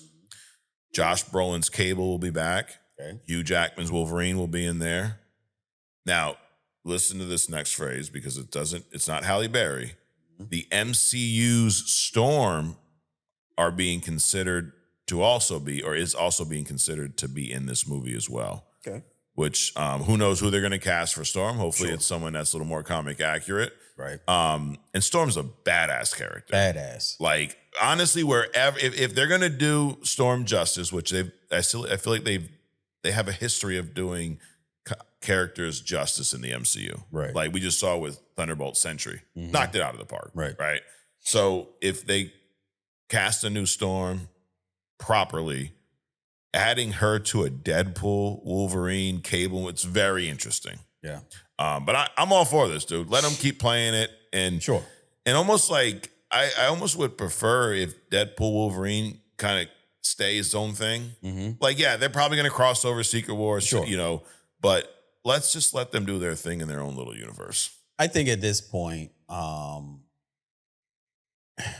don't know. I mean, obviously I'd be okay with seeing another Deadpool movie, but I think that Wolverine Deadpool can pop up in literally any Marvel movie, have a cameo. Right. Yeah, they don't need to be a big. Anything. They don't need to have their own shit. Sure. And then maybe 10 years later, the old man Wolverine, Deadpool, still the young chipper he is. Yeah. They can pop up and do something else. But, another Deadpool Wolverine or another Deadpool, I don't think it's necessary, but he can pop up for a significant role in other movies. So what about an X-Force movie? Yeah, definitely. Yeah, definitely. That way it's not just him leading it. Correct. Because, dude, I love the Deadpool movies, but the little quirks, it gets a little tired. Right. It's a little much. But if he's not the lead, then you're gonna get smaller doses of it, which means you're gonna get the funnier shit, but it's not gonna be overbearing the whole movie. Correct. Which I think that's what was one of the good things about Deadpool Wolverine is having Wolverine in there balance that out. You got the goofball Deadpool, and then you got the asshole Wolverine. Right. Are you a Judge Dredd fan? No. You seen the movies? It's still on Yes. back? Okay. So actually, this news may not affect you, but there's a fella named Taika Waititi. Remember this guy? Yeah, he's back from the ocean. Yeah, he's back from the ocean. So after he fucked Thor Love and Thunder 6 Ways from Sunday. I like that. It's my new thing. Yeah, I mean. T-shirt. Yeah, oh yeah. He's coming back, Adrian. He's trying to fuck Judge Dredd 6 Ways from Sunday too. So there's rumors that he's not done with the superhero genre. And Hollywood Reporter revealed that he is currently developing a Judge Dredd movie. So with the British screenwriter Drew Pearce, who, if you remember Drew, he is known for Iron Man 3. He wrote that, and he wrote Mission Impossible Rogue Nation. Is that the newer one? Rogue Nation. Sure. I mean, there's the fucking 32 of them, so who knows? There's that. So, all right. Well, that's good that you're not a Judge Dredd fan, because if you were, he's about to screw that one up too. So this is a perfect display of the wealth on this planet, where you can you have the opportunity to back, produce, create just shit if you want to. Right. And not only that, you can influence other people to put it out into the public. Sure. And offend others. Now, I've learned this from you, though. You never know, right? And you're right. You never know. He could be bad. He could realize what he did to all of us with Thor Love and Thunder, how he ruined one of the best characters in the MCU, who needs his redemption in Doomsday, which we hope he gets. He may knock Judge Dredd out of the park, dude. Or it may just be a 2-hour turd. It may be a post-shower shat, Adrian. Last piece of news. Tobey Maguire, Spiderman. You're a Spider-Man guy in general, right? Yes. Who do you think had the best Spider-Man portrayal out of Tobey, Garfield, or Tom Holland? So Garfield is out. Okay. Altogether. Tobey, nostalgic, but overall, Tom Holland, yeah. But it's not like, it's not like 303. No. It's more like the 85 and 100. Yeah, it's yeah. close. And I would even put it closer than that. Close. Yeah. Okay. Like by just a smidget, as they say. I didn't say midget. Smidget. Okay. Can't say that word anymore. Can you say cunt hair? I think so. Oh, okay. Yes. I thought about a good way. We have the interns, right? So shout out to all the interns out there. I'm like, we need a name for the other people, the ones that are not fans. Because interns are like our boys. Right. Then we have some that are not our boys, Adrian. I thought about anti-turns. Anti-turns. Kind of like makes you want to say turd. It does. It does. That's good. But I had this prepared. So they're big on acronyms, right? You got the MCU, the DCU, AWOB, you got, UMGA. We got acronyms, right? ABCs. Okay. Assholes being cunts. Wow. I mean, does that not describe their behavior? Wow. Listen, I would sign up for Only Comics and just so it wouldn't be an ABC. There you go. Look at that. Another shirt. Don't be an ABC. Because, I mean, hey, I can be an asshole sometimes, right? That's like the Galactus of assholes. It is. That's crazy. And that's the feeling I get by some of their comments, Adrian. Wow. You're an asshole being a cunt, Because, Damn. Well, you haven't seen the movie. You're not like, dude, really? Decuntify yourself a little bit. Wow, I like that. Yes. What? Say that again. Decuntify yourself. Dude, yeah. Language. We're on a roll today. We are on a roll today, dude. We're only like halfway. Dude. I gotta write that down. Decuntify yourself. But last piece of news, Adrian. Tobey Maguire's Spider-Man. Yep. He was in 3 main Spider-Man movies, right? 1, 2, and 3.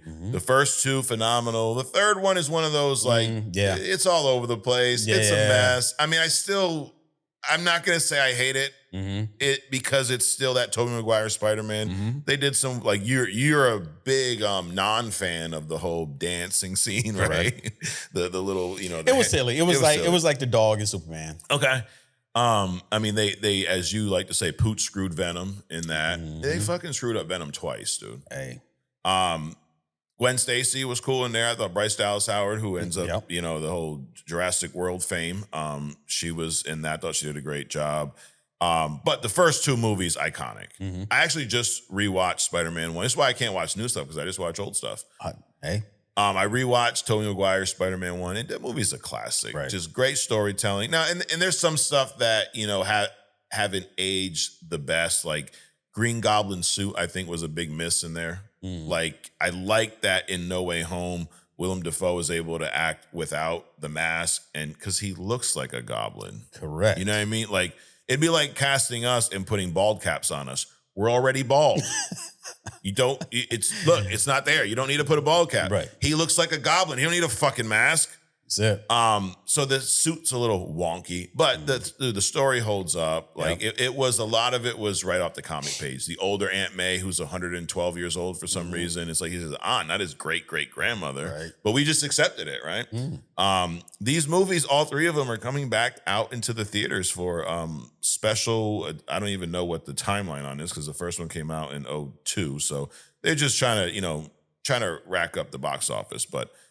Spider-Man. Hey, they pull a page out of what's his face? Cameron. Cameron's. Yes, that's probably what it is. But I mean, who knows? They got Spider-Man Brand New Day is coming out in like a year or 2. So I mean, and Across or Beyond the Spider-Verse just got pushed back again. So there's just probably trying to give everybody a little Spider-Man to keep them happy. Sure. And I've never, I shouldn't say that. I've gone back to see some re-release movies. Like we saw Coraline a few years ago for Halloween. I'm actually going to go to at least 2 of these. So Spider-Man will screen on September 26th, so the first one. And then here's something that's a little different, though. It's not Spider-Man 2, it's Spider-Man 2.1. So what is that, you ask? I've never seen this cut. There's a director's cut of Spider-Man 2 that has some additional footage. It's not the Snyder cut, but and they're going to be releasing that version in the theaters. So it'll be a version that not everyone has seen. That is on the 27th, so back-to-back days. And then on the 28th, Spider-Man 3. Then there's an encore presentation, October 3rd, 4th, 5th. They're going to do the same thing. Tickets go on sale this week on the 25th. So, I'm excited to actually go check out some of these in the theaters. So cool. That is the news and rumors. Adrian, to wrap this up, a little thumbs up, thumbs down. The rules are simple. I say something, I say thumbs up or thumbs down, then Adrian gives his. Very simple. Very we simple. keep the rules simple here so that even you ABCs can keep up. You're not going to be confused here. So, wow. All right, Adrian, Let's are you do it. ready? Let's go. All right. Fantastic Four First Steps is projected to open a little bit behind Superman at 110 million domestically. I give it a thumbs up. Thumbs up. Everyone can't be Superman, dude. The director of Fantastic Four First Steps, Matt Shakman, not Shatman, he says that Pedro Pascal's Reed Richards will be leading the Avengers in Doomsday. As of right now, I give it a thumbs down. Pedro Pascal, thumbs down. Leading the Avengers, thumbs down. Superman news. So we got there's been an increase in dog adoption interest by over 500% after release of this movie. Yeah, so Of course it has. yeah. Now I'm gonna give it a thumbs up. I just don't like. Yeah, sure. Okay. Thumbs up. But just somebody's got to adopt. Someone's Keep got them to off the adopt street. them. Got it. Absolutely. Yeah, but no buyer's remorse though. You adopt them, you That's keep it. that dog. Don't be That's trying it. to return. Like, understand what you're doing here. as someone who's not even a huge dog person, but adoption is adoption. Yeah, it's there's perfect. a level of responsibility after the fact. It's not like your grandkids. You can't just give them back. Absolutely. DC is glazing the Superman success. David Zaslav, the CEO of WB, check that pronunciation, by the way, confirms the 10-year plan, Adrian. He's excited with the results. I give that a thumbs up. I'm excited too. Thumbs up. So all you idiots out there, it's bombing. It's a financial bomb. It's a bomb. Well, guess what? WB's happy, and they have the only opinion that matters about this movie. Absolutely. And us. And us. Yeah, I mean, how could I leave us out? Hi. Guys, cut that out. That's what I'm here for. Okay, that's what you call us. We back each other up. Well, that's reverse glazing then, if I forgot about us, right? God damn, well, son of a... It was a moment. It was a moment. It was a moment. Let's just call it that. James, speaking of moment, James Gunn says that there was never a superhero fatigue, Adrian. It was a bad superhero movie fatigue. And I give this a thumbs up because he heard it from us first. I agree. Right, he agrees on both with parts. us. It's like he's on agree to disagree almost. Yes. Just, he don't talk to us. Next piece of news. Samuel L. Jackson is rumored to return in Avengers Doomsday as the ex-S.H.I.E.L.D. director, Nick Fury. I give this a thumbs up. Thumbs up. The Lanterns just wrapped filming, Adrian. 8-episode HBO superhero drama. And James Gunn says it's basically a John Stewart story in a lot of ways. He's a new recruit of Hal Jordan. It is it takes place in America's heartland, Nebraska. And the local crime draws in the Green Lantern Corps. I give this a thumbs up. Thumbs up. Ryan Reynolds is rumored to be returning in an X-Force movie that they're working on now, where we will see Josh Brolin's Cable, Hugh Jackman as Wolverine again, and whoever the MCU Storm, she'll be in this as well. So I give that a thumbs up. Thumbs up. Taika Waititi is trying to ruin another franchise. He's hopping on the Judge Dredd train, Adrian. Now, I'm going to give this a thumbs up. You want to know why? Why? Because that means he is not fucking with DC or Marvel. Right. Go screw up that shit. Leave this stuff alone. Well, there's that. But okay. Yes. Thumbs up? Okay. And last but not least, the Spider-Man trilogy. The old Sam Raimi is back in theaters this year on a couple special days. So on September 26th, 27th, and 28th, cool. Spider-Man 1 2.1, a director's cut, by the way, and 3 will drop. Then there's an encore October 3rd, 4th, 5th. I give this a thumbs up, dude. This is a movie that, really, well, what is it? Thumbs up, thumbs down? Thumbs up. Thumbs up. Spider-Man franchise, I think, a lot of people give Blade credit for kind of starting this. Sure. And I think Spider-Man is right up there too. Like the success those movies had, I think really helped the creation of the MCU. Mm-hmm. Like Blade, yes, started it, but Blade, they were dark, vampire. Like this was bright, superhero suits right off the page of the comics. So I think that one led to the next. But I think without those movies, we wouldn't have what we have today. I mean, it's kind of like the MySpace, Facebook thing. Yeah. MySpace started it. Sure. Right? And Facebook kind of blew up what we understand as social media. Correct. And here we are on TikTok and YouTube now. I think my personal thing. I don't know. I think you're right, Adrian. You haven't lied to me yet, so well, I know of. Maybe giving you some wrong information. Yeah, that happens. So, anyways, that is thumbs up, thumbs down, guys. Drop us a like, drop us a comment, subscribe if you haven't already. And if you don't like us, why are you watching us? Right. You get a lot of that. Like because you guys they love to hate us. That's exactly what it is. That's why. Because I even asked, like, you're following us, and you're like, you suck, and you don't know this. Then why are you following us? Right. But keep following us. It's okay. It's okay. All right, moving on. I'd like to talk a little bit about some wrestling stuff here and there. Okay. And we had a segment we tried out last week. Should they shut the fuck up with Fox? And based off of the response on TikTok, it sounds like most people believe that Fox News should shut the fuck up. Nice. So we're going to do the same thing this week. Now, this one, I'm going to have to drop some facts for you because you're not a big wrestling guy. Nope.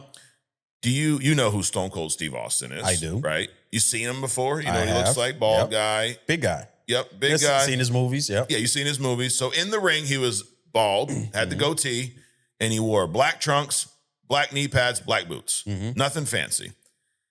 He was arguably, a lot of people put him in like one of the GOAT, or in the GOAT conversation. Okay. He didn't last as long as a lot of these guys, but the heights that he hit were higher. Okay. So he didn't have a career as long as, John Cena or some of these other guys, Sure. but the levels that he was able to bring the business to were unheard of. At that time, you had WWE, you had WCW. There was a fella in WCW. His name is Bill Goldberg. You ever heard of this guy? No. He started off as an NFL defensive tackle, Rams and Falcons, and then somehow landed in WCW. He is not the traditional like lifelong wrestling fan. He's a guy who was athletically gifted that got into this business. He became this unstoppable monster. Now, he didn't have experience, so they produced his matches in a way that allowed him to showcase his strength, like his speed, his explosive, how explosive he was, his strength, but he was not we talked about this last week on other stuff. He wasn't the technical wrestler. Okay. So they hit his weaknesses.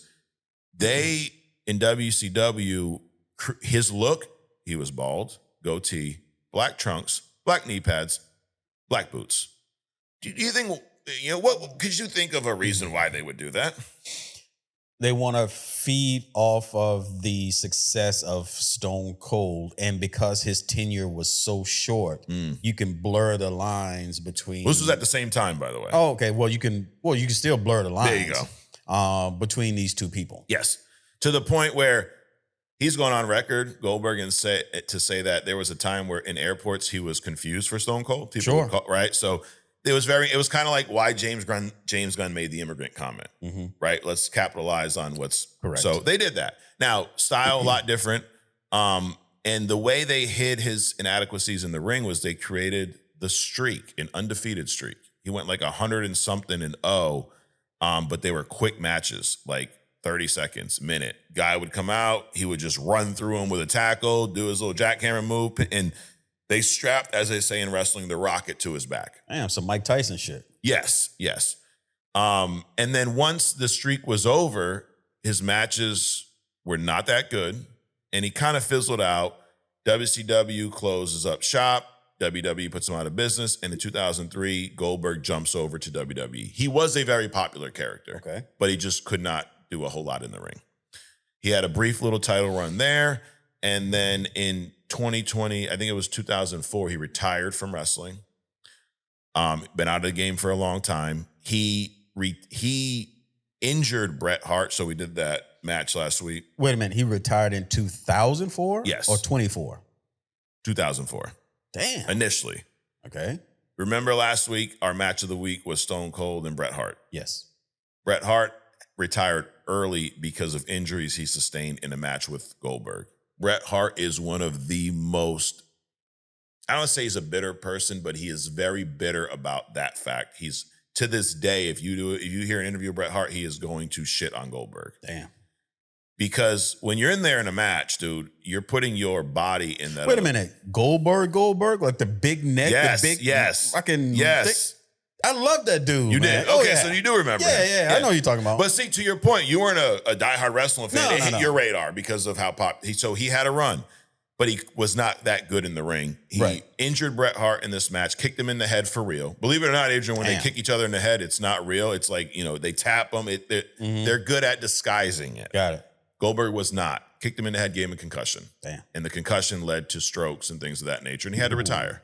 So you can imagine how upset he is. He's a little angry about it, yeah. And Bret Hart looks at it like he never even took accountability and apologized for it. Like, he didn't intentionally do it, but he was reckless in the ring, was Bret's standpoint, okay? So, at the end of the day, he was a Stone Cold copy.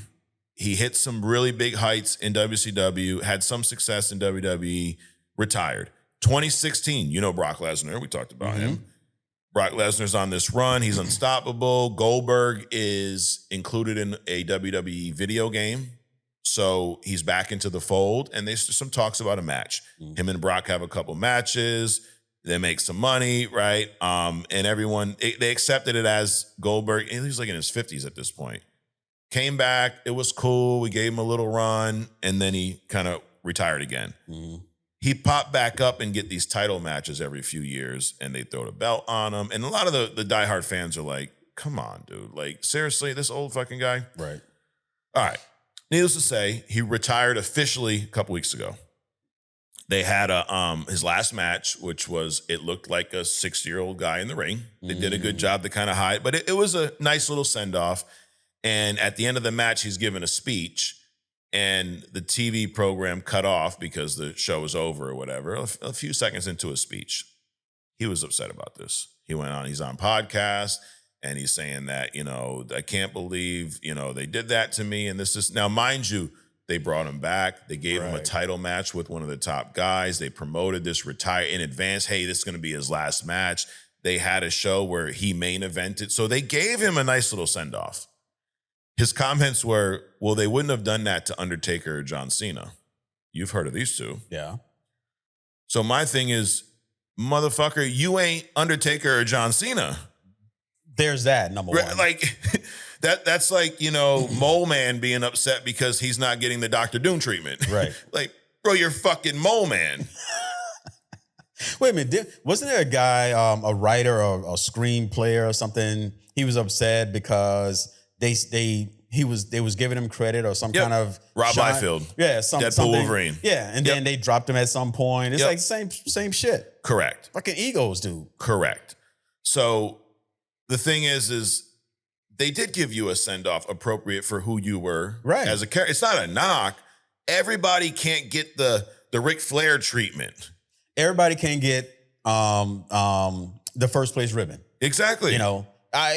Every once in a while they're gonna bring the fourth place purple ribbon up. Yep. Parade you around the thing. Be happy with that, and then go some fucking place else. And then part of wrestling is the suspension of disbelief, right? You build these characters to have certain characteristics. This guy's really strong. He's really fast. This move is devastating. So in his last match, he wrestled against a guy named Gunther. And Gunther's whole gimmick is he is a wrestling machine. He's tough as nails. One of his moves is his go-tos is a chop. You've seen this in wrestling. They chop each other in the chest. Yeah. And it's all red and they chop the shit out of each other. An integral part of wrestling is selling. So absolutely, if I chop you, regardless of whether it hurts or not, you are going to act like it hurts to make me look good and vice versa. Right. Goldberg has a history of no selling, meaning someone uses a very important move that is protected and he brushes it. So in this match with Gunther chopped the shit out of him.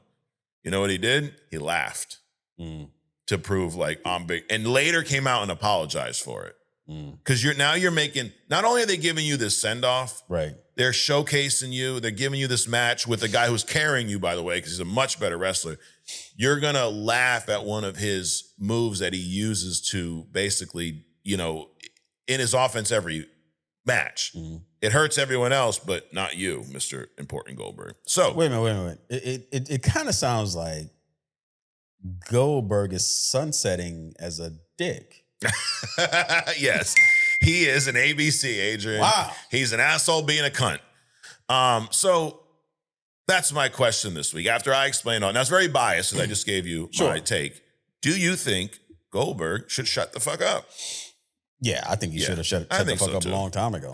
Yes. And if you ask Bret Hart, I think even though I liked him when I was watching him, but I mean, it's just certain things. They're doing you favors after a while, dude. Correct. Yep. So Bret Hart has never let it go. He calls Goldberg dangerous. He says he shouldn't be in the business. And Goldberg's defense is it wasn't intentional. Okay. But you ruined this guy's career. Yeah. Bret Hart believes he lost $16 million because of this. Now, I don't know where he came up with that math, but once you're retired, they ain't going to pay you the same they did. And he was a top paid guy. So I'm sure he cost them money, you know? Oh, absolutely. So yeah, I agree with you, Adrian. Goldberg should shut what we call the fuck up. Okay. How'd you say it earlier? The lip thing? What was that? Yep. You press? If you press the top lip firmly to the bottom lip, that's called shutting the fuck up. There you go. And a lot of people, we don't have a lot of people, enough people doing that. No. So I think he should. You guys let us know. Should Goldberg shut the fuck up when it comes to this whole retirement send-off that he did get? They wouldn't do it to Cena and Taker. You ain't Cena or Taker. Right. You're motherfucking Goldberg. So and also it's like, this is your teammate. You understand the business. The business is marketing. Yep. It's like McDonald's is in the real estate business. They're not in the burger business. Right. it appears that they're in the burger business, but they're really in the real estate business, which apparently they're pulling out of Chicago for whatever reason, Right. Whatever a PVC is. But wrestling is the entertaining business, and this is your teammate. Sure. And the fact that you stopped him from making money, an apology should come behind that. Right. I think. Yeah. Hey, maybe give him a little piece of those checks you're getting from WWE. That might be a stretch. Yeah. But okay. at the very least, apologize to the man for injuring him. Get him a dinner or something. A steak dinner or something. Shit. All right, before we move on, we're hitting towards the twilight of this episode, Adrian. So we got some We Respond, we got Hidden Gem, and then Agree to Disagree. But I wanted to show you a photo. Go ahead. We've heard that the Mole Man is in Fantastic Four. Why does the cat keep coming up, dude? Dude, check this out. Check this out. So that's their Mole Man right there. Wow. Okay. Yeah. Now I will wait till we see the movie to give a full judgment. Yeah. But I feel like they're messing up simple things. Look at the Mole Man on the right. Mm-hmm. They got the glasses down. Mm-hmm. He's wearing some stupid cloak. Put the stupid fucking cloak on him.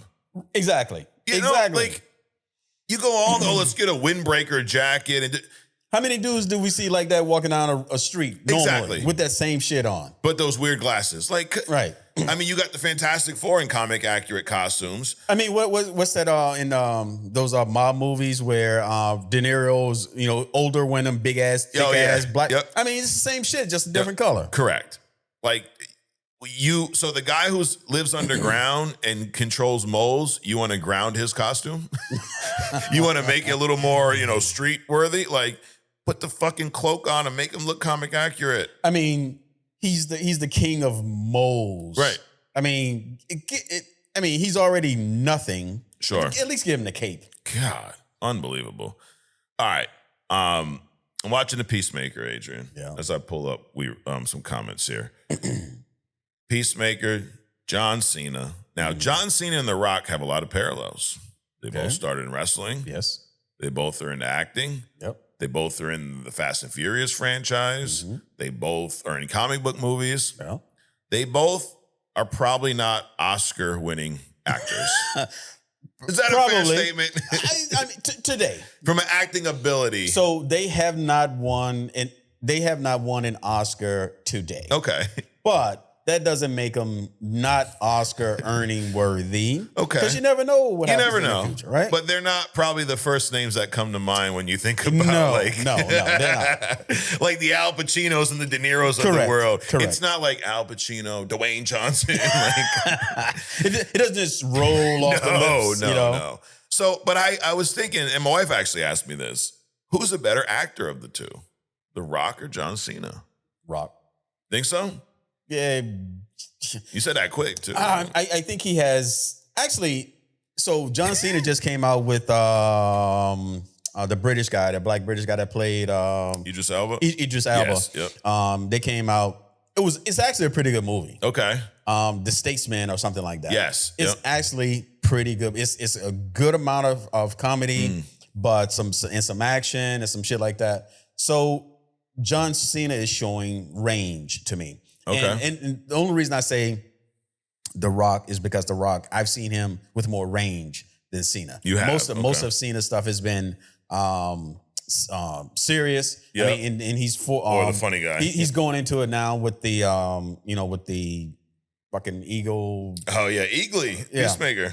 Oh, with Peacemaker. So I'm seeing more range from him. Okay. So that's why I said it as quickly as I did about The Rock. Got it. But you stand behind that. Rock's better actor than Cena. This one's hard. I mean, because like again, they're both not like knocking it out. Like it's more the look and the thing, Yeah. But I think they're pretty close though. Sure. In their acting ability. As a matter of fact, when Cena first came out, I think one of the first Cena movies was the Marine. Yeah. Have you seen that? I've not. Okay. Come on. So, right? Why bother? Right. So I think that's one of his first movies. Pretty good movie. Okay. Actually. Yeah. So I'm gonna go John Cena. So Okay. we're gonna be split on this. So I'm getting ready to type some nasty comments about you on this video. No, I'm gonna say Cena. You said The Rock. Yep. You guys let us know, who do you side with? Is Mike right? Is Adrian right? I'm talking to third person now. Say that. Which one of us is right according to you? Or are they just equal? Are they right there? You know? Or maybe nobody's right. Maybe no one's Maybe right. it's just your opinion. We're all right. We all get awards. There you go. We're both first place. There you go. Anyways, all right, Adrian. We're getting to this home stretch here. It's time to respond to the fans, the interns, and maybe some of the ABCs. Maybe. We'll see. We got our boy Jay Shot. It says, forgot to comment last week. Well, what the hell were you doing, dude? You know, I'm just kidding. I'm not going to be that harsh today. But I've been looking forward to this episode, and damn, was Superman good, man. Yes.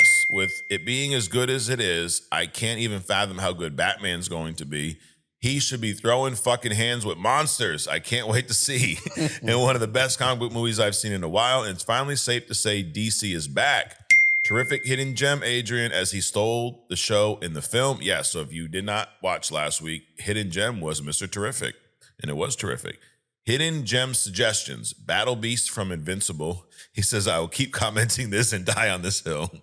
Battle Beast from Invincible. OG Dirte. Mike, did you see the new Mortal Kombat 2 trailer? Mortal Kombat fans are mad because they changed the character Jade appearance. Why do movie companies continue to make this mistake when using video game, books, comics? You know, it's a great question, OG. Is it a good or bad thing to change characters from the original look? Most of the time, it's a bad thing. Yep. It's bad because it's unnecessary. And I look at it like this. If you're making a video game movie, a Mortal Kombat movie, who is going to make up the majority of your audience? I don't know. Probably fans of that video game, right? Oh, well, yeah. Yeah, like there's probably, would it be crazy to think that a lot of Fantastic Four fans are going to show up to see Fantastic? Right, yeah, probably not. Right, yeah, like, so why do you need to change things that these fans have grown with? These things that we're used to. We're used to seeing it a certain way. Right, but here's the other kicker about that is the reason that they're your fans is because you haven't changed the fucking characters. Correct. Yep. So, you know, OG, I did not see this trailer, and here's why. Carl Urban playing Johnny Cage, I think might actually be worse than Pedro Pascal playing Reed Richards from a look standpoint. Right. Like, you're not a big Mortal Kombat guy. No. But you know who I'm talking about, right? Carl Johnny Urban. Cage? Yeah. But you know Carl Urban? Yes. You know Johnny Cage is in Mortal Kombat? He's the one, the karate guy, right? The movie star. Yeah. Yep. Younger guy, you know, he's the good looking. You can stop right there. Yeah. Like Carl Urban's fucking 72 years old. Right. Or maybe give or take. Like he would have fit Kano. He's good looking compared to like the Loch Ness Monster or some shit. Yeah. He's good looking. Yeah. Oh, definitely. But like, why? You mean to tell me there isn't another actor out there that looks more like Johnny Cage than this motherfucker? Again, they're thinking they need star power to draw people to something that they may think is dying. Yes. So to answer OG's question, is it a good or bad thing? Oh, it's a fucking bad thing. It is. Now, that doesn't mean that at sometimes it didn't work, right? There's definitely times where they changed it and it wasn't that bad. It worked, but still feels unnecessary. Right. It was like Michael B. Jordan as Johnny Storm. Yeah. The fuck are we? Where are y'all buying your crack from? Or Sue being the fucking stepsister. Yeah, the stepsister. Come on, dude. Anyway, he also says, I just want to say Marvel's seen how Jimmy Olsen was and decided to change the Human Torch back. Because Jimmy was that ladies' man, dude. Right. What's up with that? He says, I gave Superman movie credit. Now, if Fantastic Four don't beat Superman, I'm going to be pissed. Okay. You feel that way too? No. But you think I expect it to. Okay. But I wouldn't be mad if it didn't. Got it. I always thought DC comics were kind of corny, like when Superman saved a squirrel. I thought that was spot on. But yeah, that's the point. They are corny. So if the comic is corny, why shouldn't the movie be corny? So he agrees with me, you know. I don't get how a movie critic would understand a comic book movie if you don't read comics. I think that's part of it too. All right. That and that's a very fair statement. Yeah. It's like, how can you be a car critic. How can you write about Ferraris if you know nothing about them? You've never ridden in them. You can't tell a Ferrari from a vet. Yet you're a fucking Ferrari critic.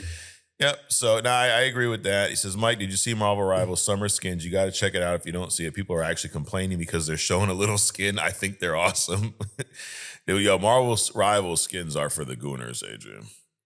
What? Yeah. What are you talking about? The Marvel Rivals, the game? Yeah, I know that, but I mean, what skins beyond outside of Emma Frost? Emma Frost that we're talking there's about? a lot of them in there. Really? They're all about the Gooners. Oh, yeah. So, whatever, dude. Whatever gets people to buy the characters and play them. That, and why are we trying to hide nudity to this day? Why are we trying why are we trying to hide nudity, sex? I mean, how the fuck do you show up? How does anybody get here? I love that. Somebody has seen some nudity, has some sex. They had to bump uglies, as they say.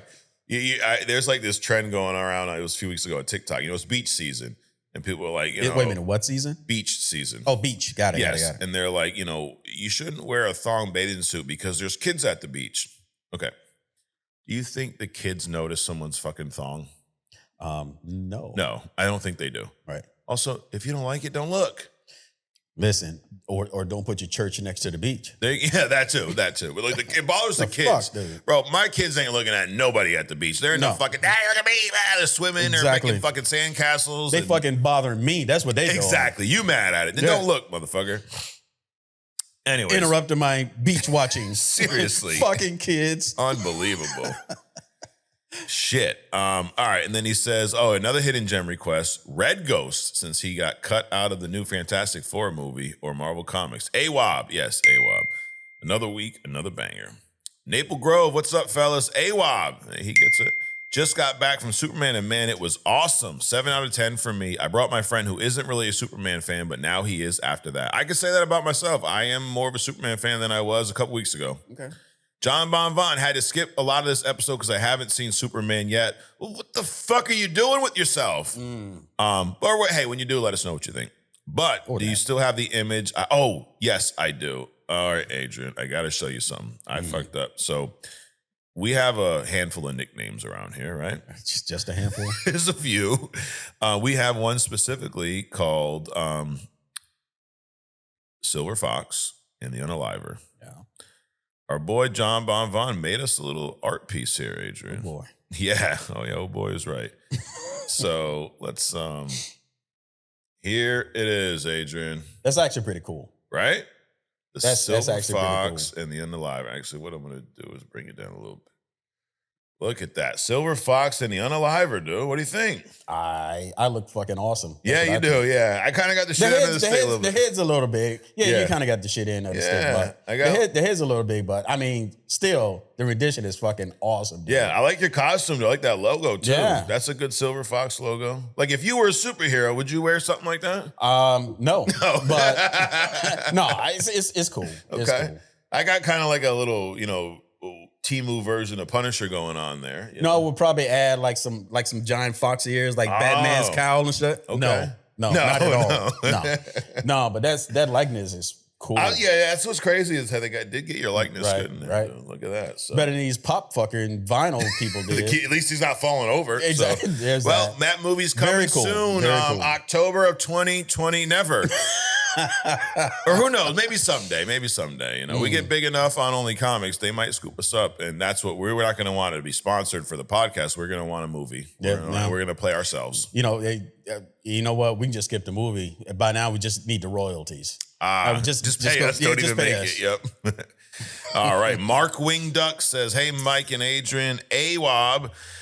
I've watched Superman twice so far. It's even better on the second watch. Okay. Can't wait to see where the DCU goes next. Michael Rosenbaum did have a cameo in the movie. He was a Raptor guard #1, LOL. Okay. He was the guy. Rosenbaum was the guy who played, I think, Lex in one of the other shows or movies or something. I could be screwing that up, but DJ Super Soldier, what up, my guys? AWOB from the best podcast out there. Absolutely. Watched last week's episode, but I didn't catch it until late. Work was kicking my ass. Of course it did. Work just gets in the fucking way, dude. So I didn't comment, but I love Superman. Agree with a lot of your guys' takes. Mr. Terrific was the star of the show for me. A lot of people feel that way. Yeah. Unsure of Rachel Lois Lane at the moment. That was another one. People were like, how come you guys don't think Lois Lane cooked? I think it's just more the look. Like, Yeah, again, it's definitely that. Like, I think she had good chemistry with Corn Sweat on screen. Yeah. And true to Lois Lane is kind of a prick when it comes to her craft. Right. But that's her craft. Correct. So I get that part. But just that whole wide body look, it didn't the work for me. frumpiness. She looked like the HR lady that the CEO went to the Coldplay concert with. Man, maybe there wasn't a good photo, but that woman looks that was bad. Handsome. That's not a good thing. Wow. And from what I understand, his wife is like hot compared to that. Yeah. Wow. Yeah. That's crazy. Unbelievable. He was like, you made a private moment public. Bitch, you're at a Coldplay concert. Right, you're in public. Come on. It's not Coldplay's fault. You were the dumbass that fucking went there with your mistress, who's your HR lady. And hey, how about the 10,000 people that showed up on the fucking Jumbotron before you? Right. Maybe you thought that you could eventually show up and put a mask on or some shit. Right. Also, bro, no one knows who you are. You brought so much attention to yourself by disappearing out of them. Now they're like, oh, he's doing something wrong. Find out who that guy is. Right. But craziness. He says, in wrestling terms, I popped so hard with the Peacemaker cameo. That was cool. Little John Cena Peacemaker cameo on Superman. Thought that was brilliant. Hopefully DC can really kick on from this. So, hey, news on that. Peacemaker season 2 comes out, I think, next month. Mm-hmm. James Gunn has said that characters from the Superman movie are going to show up in that show. Really? And that show is going to give us an idea of where the DCU is headed. So this show has all of a sudden become a lot bigger deal than it was in the past. So, and I think they did it. I'm not done with it yet, but it does feel like they did a good enough job of making the first season kind of feel like its own thing, right? Mm-hmm. I know they had the Justice League stuff at the end. So I don't know if this is going to be a multiverse, like, he moves over into another universe, or if we're just going to kind of soft reset and just pretend like it was part of this universe the whole time. I can go with that. But I also like the idea, and this is something that Marvel isn't doing, where so Marvel animation is separate from live action, which is separate from the comics, right? Yep. So if James Gunn can successfully make the DC universe everything, all of his properties. So what happens on the Peacemaker?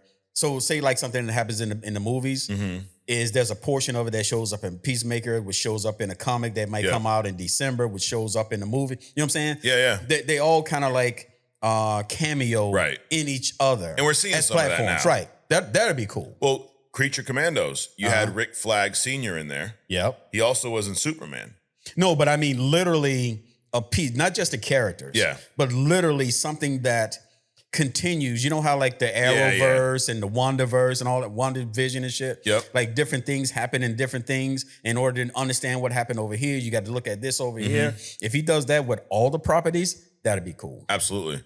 And I think it seems like it's going in that direction. Because even just, there's not a lot of story, but Rick Flag Sr. from Creature Commandos is voiced by the same guy who played him in the movie, and it is that same character. Cool. He didn't have a big role in there, so there wasn't a lot of, like, to your point, story, but the point is it's the same character that we saw in animation in live action. Yeah. We're going to see more of that. Cool. But yeah, dude, and I'm liking Peacemaker now. Like, I know I didn't give it its fair shot the first time because I did shat all over it. Now what we need to do is bring in the CW Flash. That kid. A lot of people feel that way. Oh, yeah. Yeah. Lee Shay Yang says this is going to be way too long. It is. He wrote me a book here.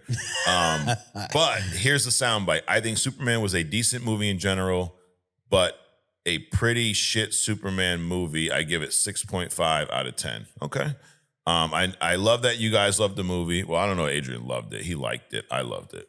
I'm glad it did well at the box office. That means we'll get to see a new Batman, and I will take all the Batman movies I can get. I've seen that perspective a lot too. Like, this doing well means we're going to get more Batman. Right. Which you kind of have to, right? Absolutely.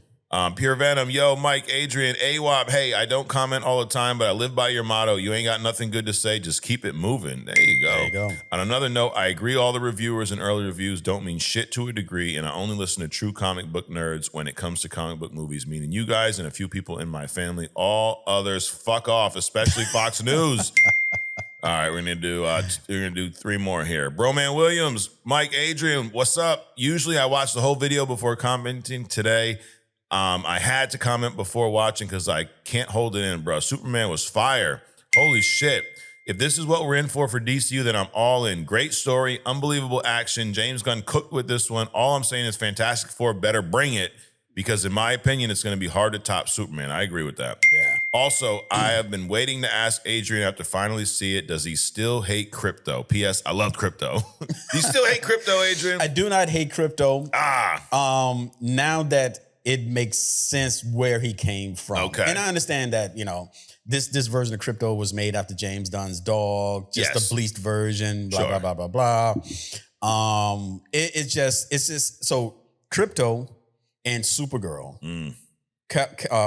Kara, is on the same shelf with me. It's like a ridiculous rendition of them that I had never seen. Got it. But that's because I've never seen them before. Okay. So in every Krypto that I've ever seen did not look like this dog. Yeah.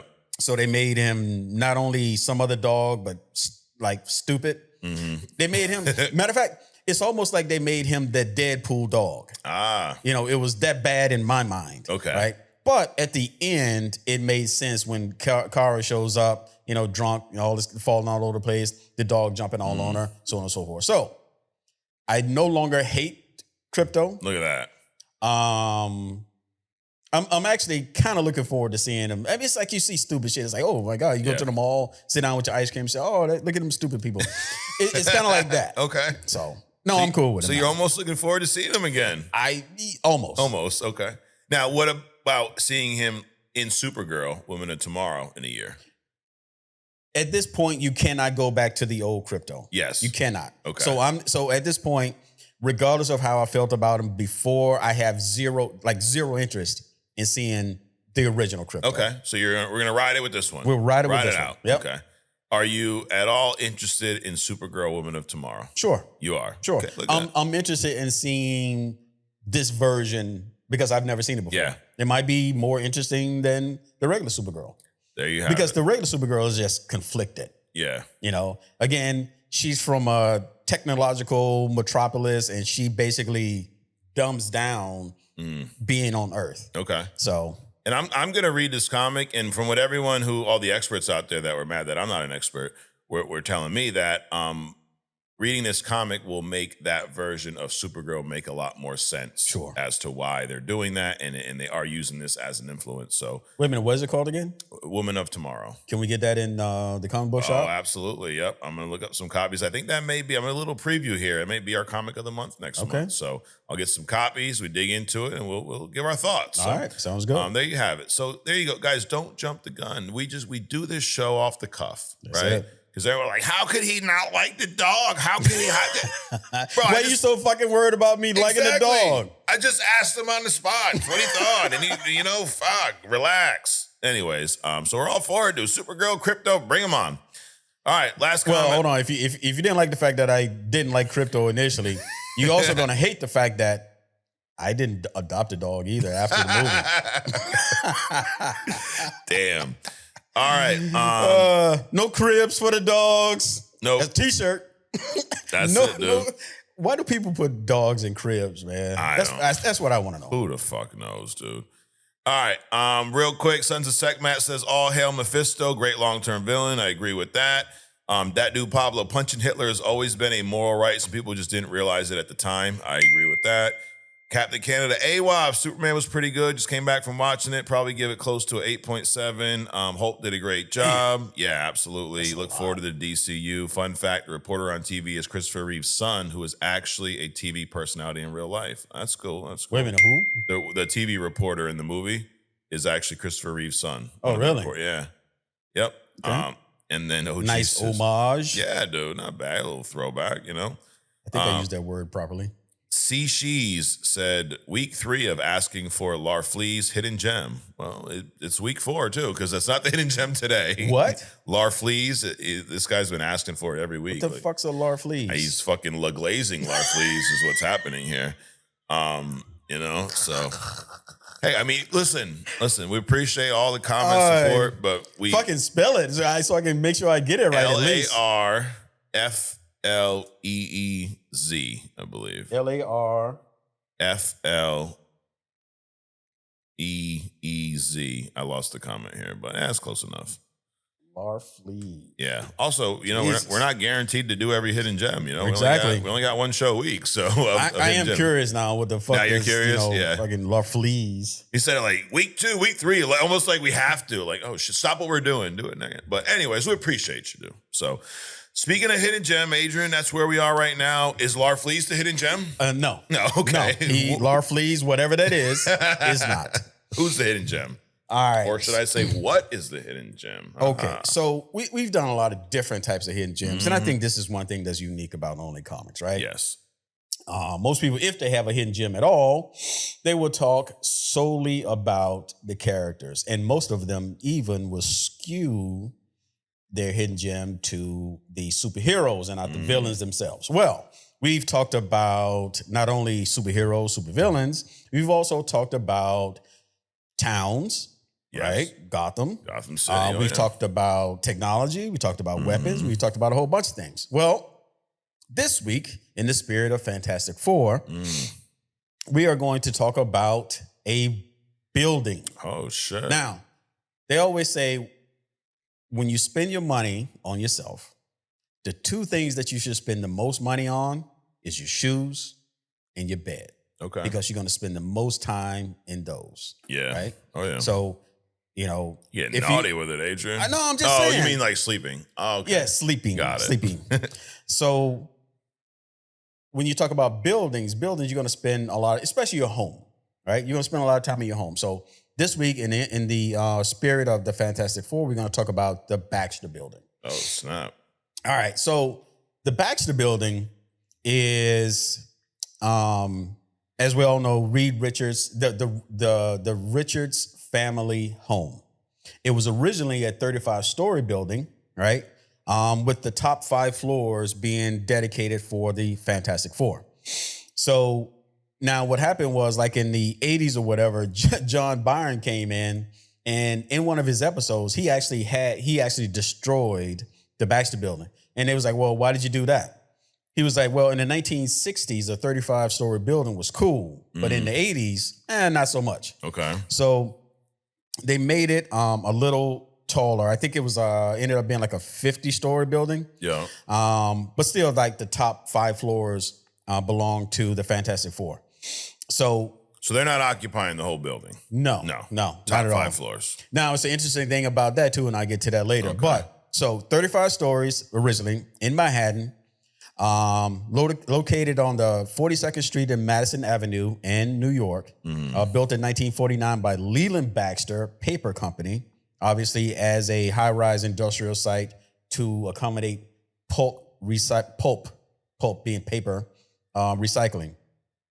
Each floor, now it's interesting, and this is what I love about comics. Even though it's fictitious or fictional, they give some very good detail about these things, right?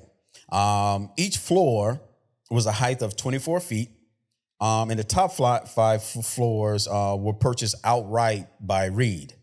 So you have a condo situation where you buy a condo in a building, or in this case, you buy the top floors in a building.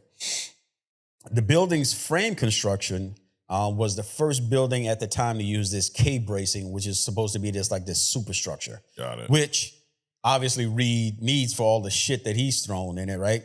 As a matter of fact, it's been reinforced so much over time where the building, you could put the building on one corner and it would support itself. Now, interesting factoid about this.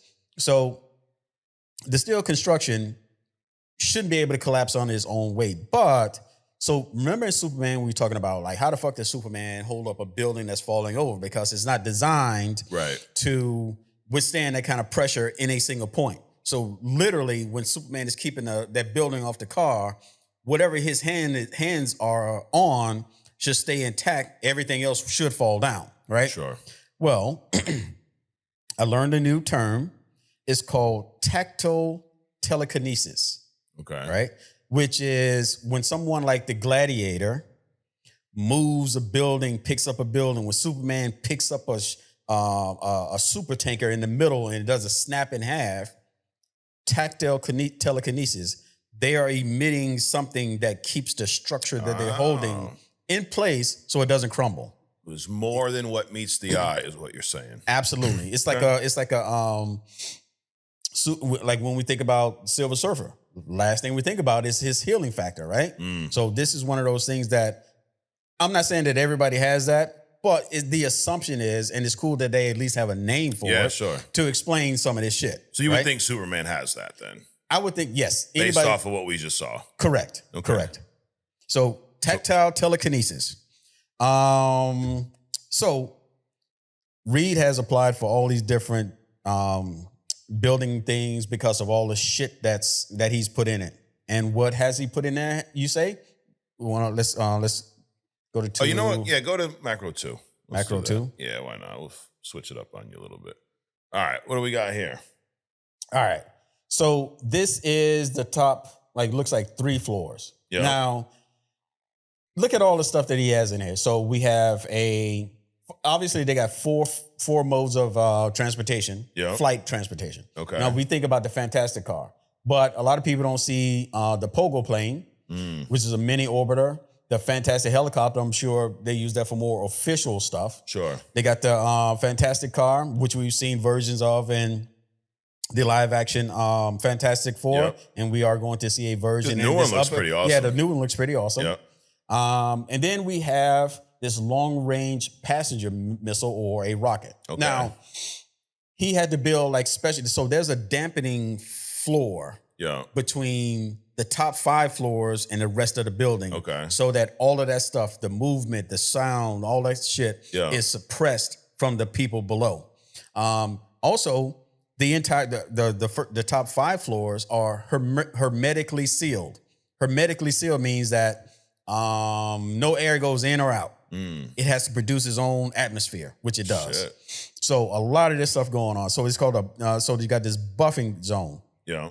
Now, in the beginning, the landlord, Walter Collins, he thought it was cool to rent this shit out to a superhero team, right? Yeah. Until Dr. Doom shows up. Right. Until, all these fucking villains. Yeah. Right. All these villains show up trying to destroy the thing. Like Dr. Doom in his adopted son literally projected the entire Baxter building into space and blew it up. Oh shit. So after a while, he was like, yeah. Now I remember reading this, the comic where this cat was complaining, like, it's destroyed and fixed. Yeah. And then Reed just wrote a check and put it in front of him. And this dude, what did he do? He pressed the top lip firmly down on the bottom lip. So whatever number was on that check, it did it for him. He shut what we call the fuck up. Absolutely. Absolutely. So ultimately, Reed bought the entire building just so he didn't want to get evicted. You put billions of dollars into this fucking, look at this thing. Right. You put billions of dollars into this thing. You don't want, just to get evicted on a technicality. Before you continue, I just wanted to pull this up. This is the Baxter building in the new movie. Okay. What do you think about the design? Looks pretty cool. Looks nothing like the iconic Nothing like one, that. But that's okay. But we're also in a different universe, right? Okay. I'm wondering, see that separation between the two? Yep, that's the top. Right? That's theirs. That must be the equivalent to what the top 5 floor, I mean, it's obviously more than 5, but that must be their part. Now, we're assuming, who knows? Right. Believe it or not, we haven't seen the movie yet because we don't get invited to these previews. We do not. A bunch of ABCs do. So. Yep. It also simplifies some of the construction and the machinery because there's a lot of machinery in that buffer zone that keeps everything from being transmitted down to the lower areas. Right. All right. Well, there you go. So destroyed by Doom. So destroyed by Doom and his stepson. Now, it was replaced by the 4 Freedom Plaza. Then that got destroyed. No. It was replaced by 4 Freedom Plaza. At some point, the Fantastic Four disappeared. Everybody, it was presumed dead. So Doom's stepson or adopted son and Reed Richards' father, Nathan, stripped the building and took all the tech and dumped it into the negative zone to keep the government from getting to it. Because Reed, he's got some shit in there, right? Right. they would have just probably claimed eminent domain and came in and took all this shit. Oh yeah, they did it right down the street from here not too long ago. Exactly. But when they came back, because they didn't have access to the building anymore, they moved into a warehouse on the Hudson River. So I like how in Marvel things make geographical sense. You know, you're in New York, you're in Chicago, you're in Philly, you're in, whatever. Yeah. Whereas, in DC everything's fictitious. Right. But so when you say in a warehouse next to the Hudson River, you can literally picture that.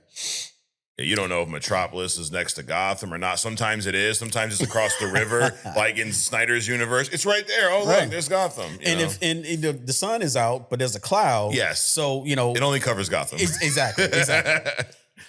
So after that move, that was destroyed by our, neutral shelf villain Diablo.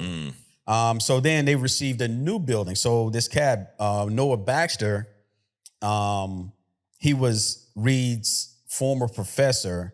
He gifted him an entirely new building. So they built this thing in space, and then they teleported it to the original pad to where the original Fantastic Four building and the Ford Freedom Plaza was.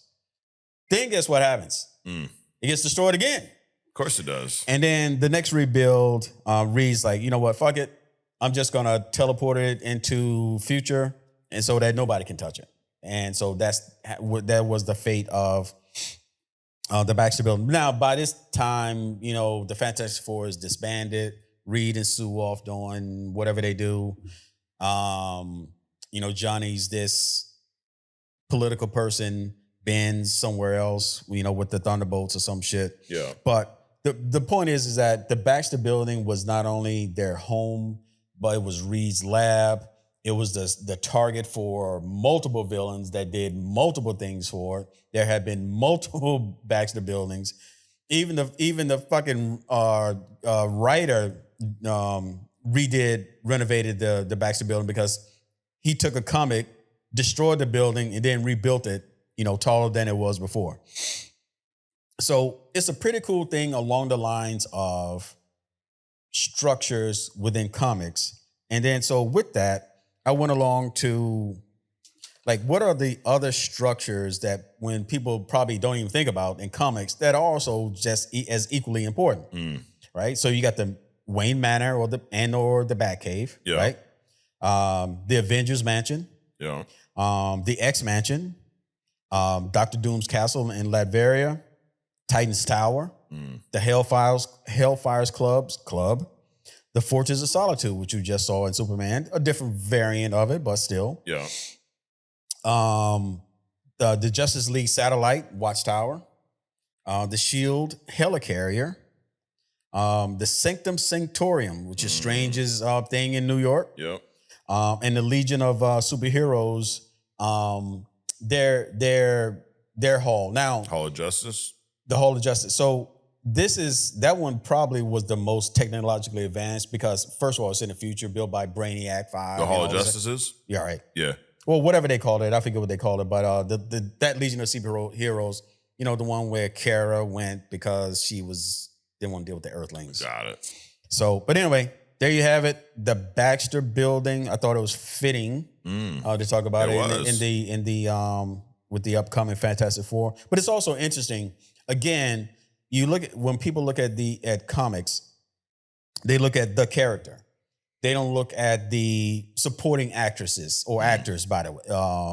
The supporting actors could be people like an Alfred or Bill or Gordon or a Lois Lane or something like that. But they also the buildings and the things that they call home that brings them comfort, and these are those things. So in this case, it's the Baxter building for the Fantastic Four. Got it.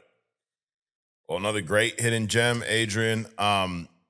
There's also in the Baxter building in most stories, there's rooms that are like portals into other dimensions, right? Like isn't there, you go right into the negative zone from the Baxter building? Well, they're not rooms designed for that, but like Reed, he has like a giant lab in which he has different things that do different things. And of course, one of those is a thing, kind of a portal to the negative zone. The bridge. We talked about this here recently, a few weeks back. In the comics, the bridge it's a multiversal bridge, right? It basically connects where you're at to other universes. Sure. And in the comics, he uses when the main 616 Reed discovers or creates the bridge, he realizes there's other variants of himself that has already done this and assembled the Council of Reeds, it's a phenomenal story. Reed is a very complex character. And people talk about how Doom's very complex. So is Reed, though. Reed is someone that, he's, a hero, Fantastic Four, but he walks that line. There's a lot of shit he does that you're like, dude, that's kind of fucked up. Right. He literally was deleting universes on this kind of path to Secret Wars to help, keep his own alive. Right. And so my point is he's a very complex character. Sure. And that is one thing we've not got to see in live action yet with the past portrayals. As much as, the guy Ian, whatever, looks at the part a lot, but we didn't get to see the depth of this character on screen yet, which I hope we get to see. Do you think the bridge will make an appearance in Fantastic Four First Steps?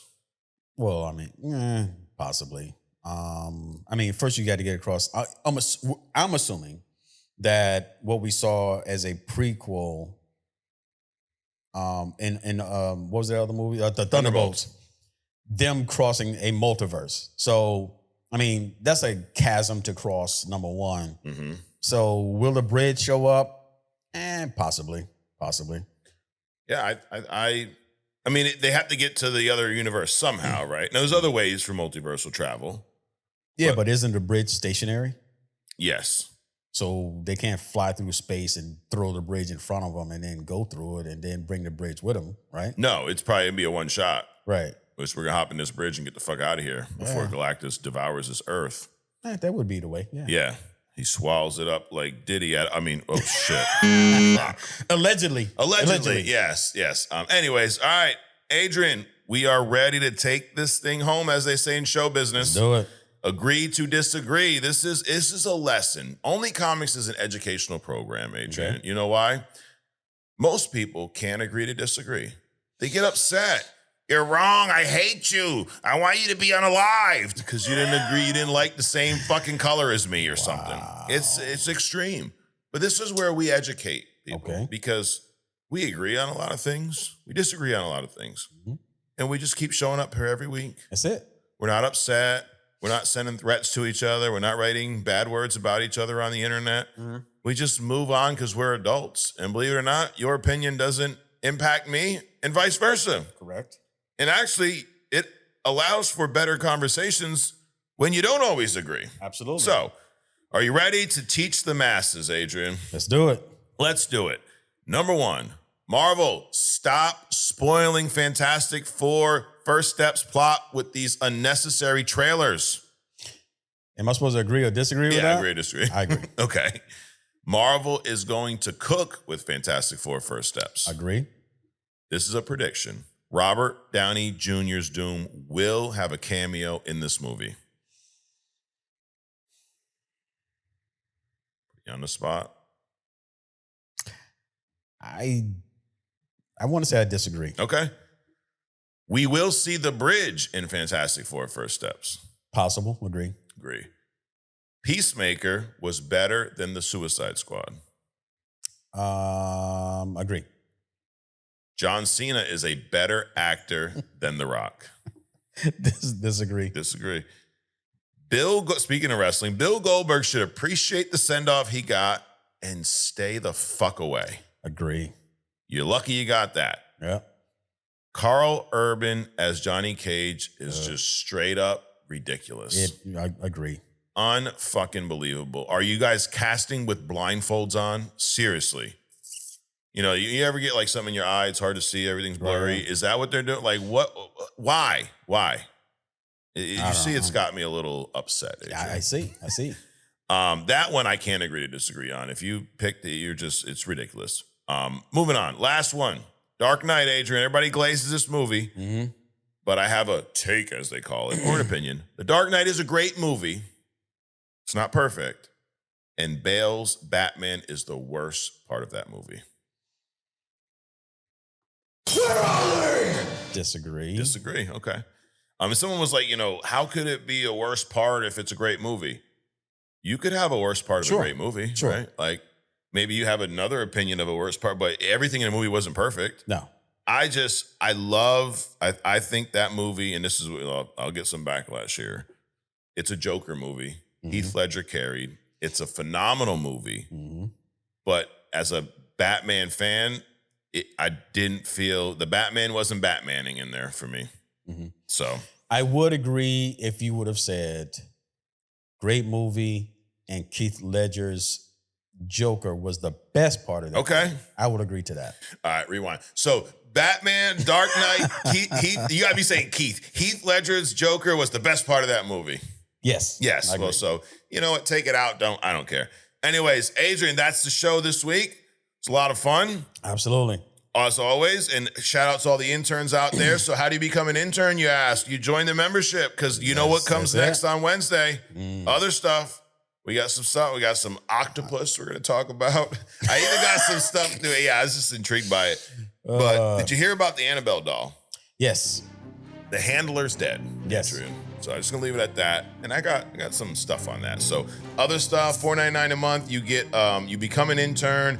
You get this podcast a little bit early, but you have access to a whole nother show. And it's not like a cheap 5-minute show. We bang out at 45 minutes, hour there, deep or dive. 3 hours. Or 3 hours. You never know knows? what you're gonna get, but you can find out on Wednesday. That's it. But it's entertaining. I can tell you that. You're gonna want to fact check that shit too. Right. But that's where we dig in. We put our tinfoil hats on, Adrian. Yeah, we have some fun with the conspiracies.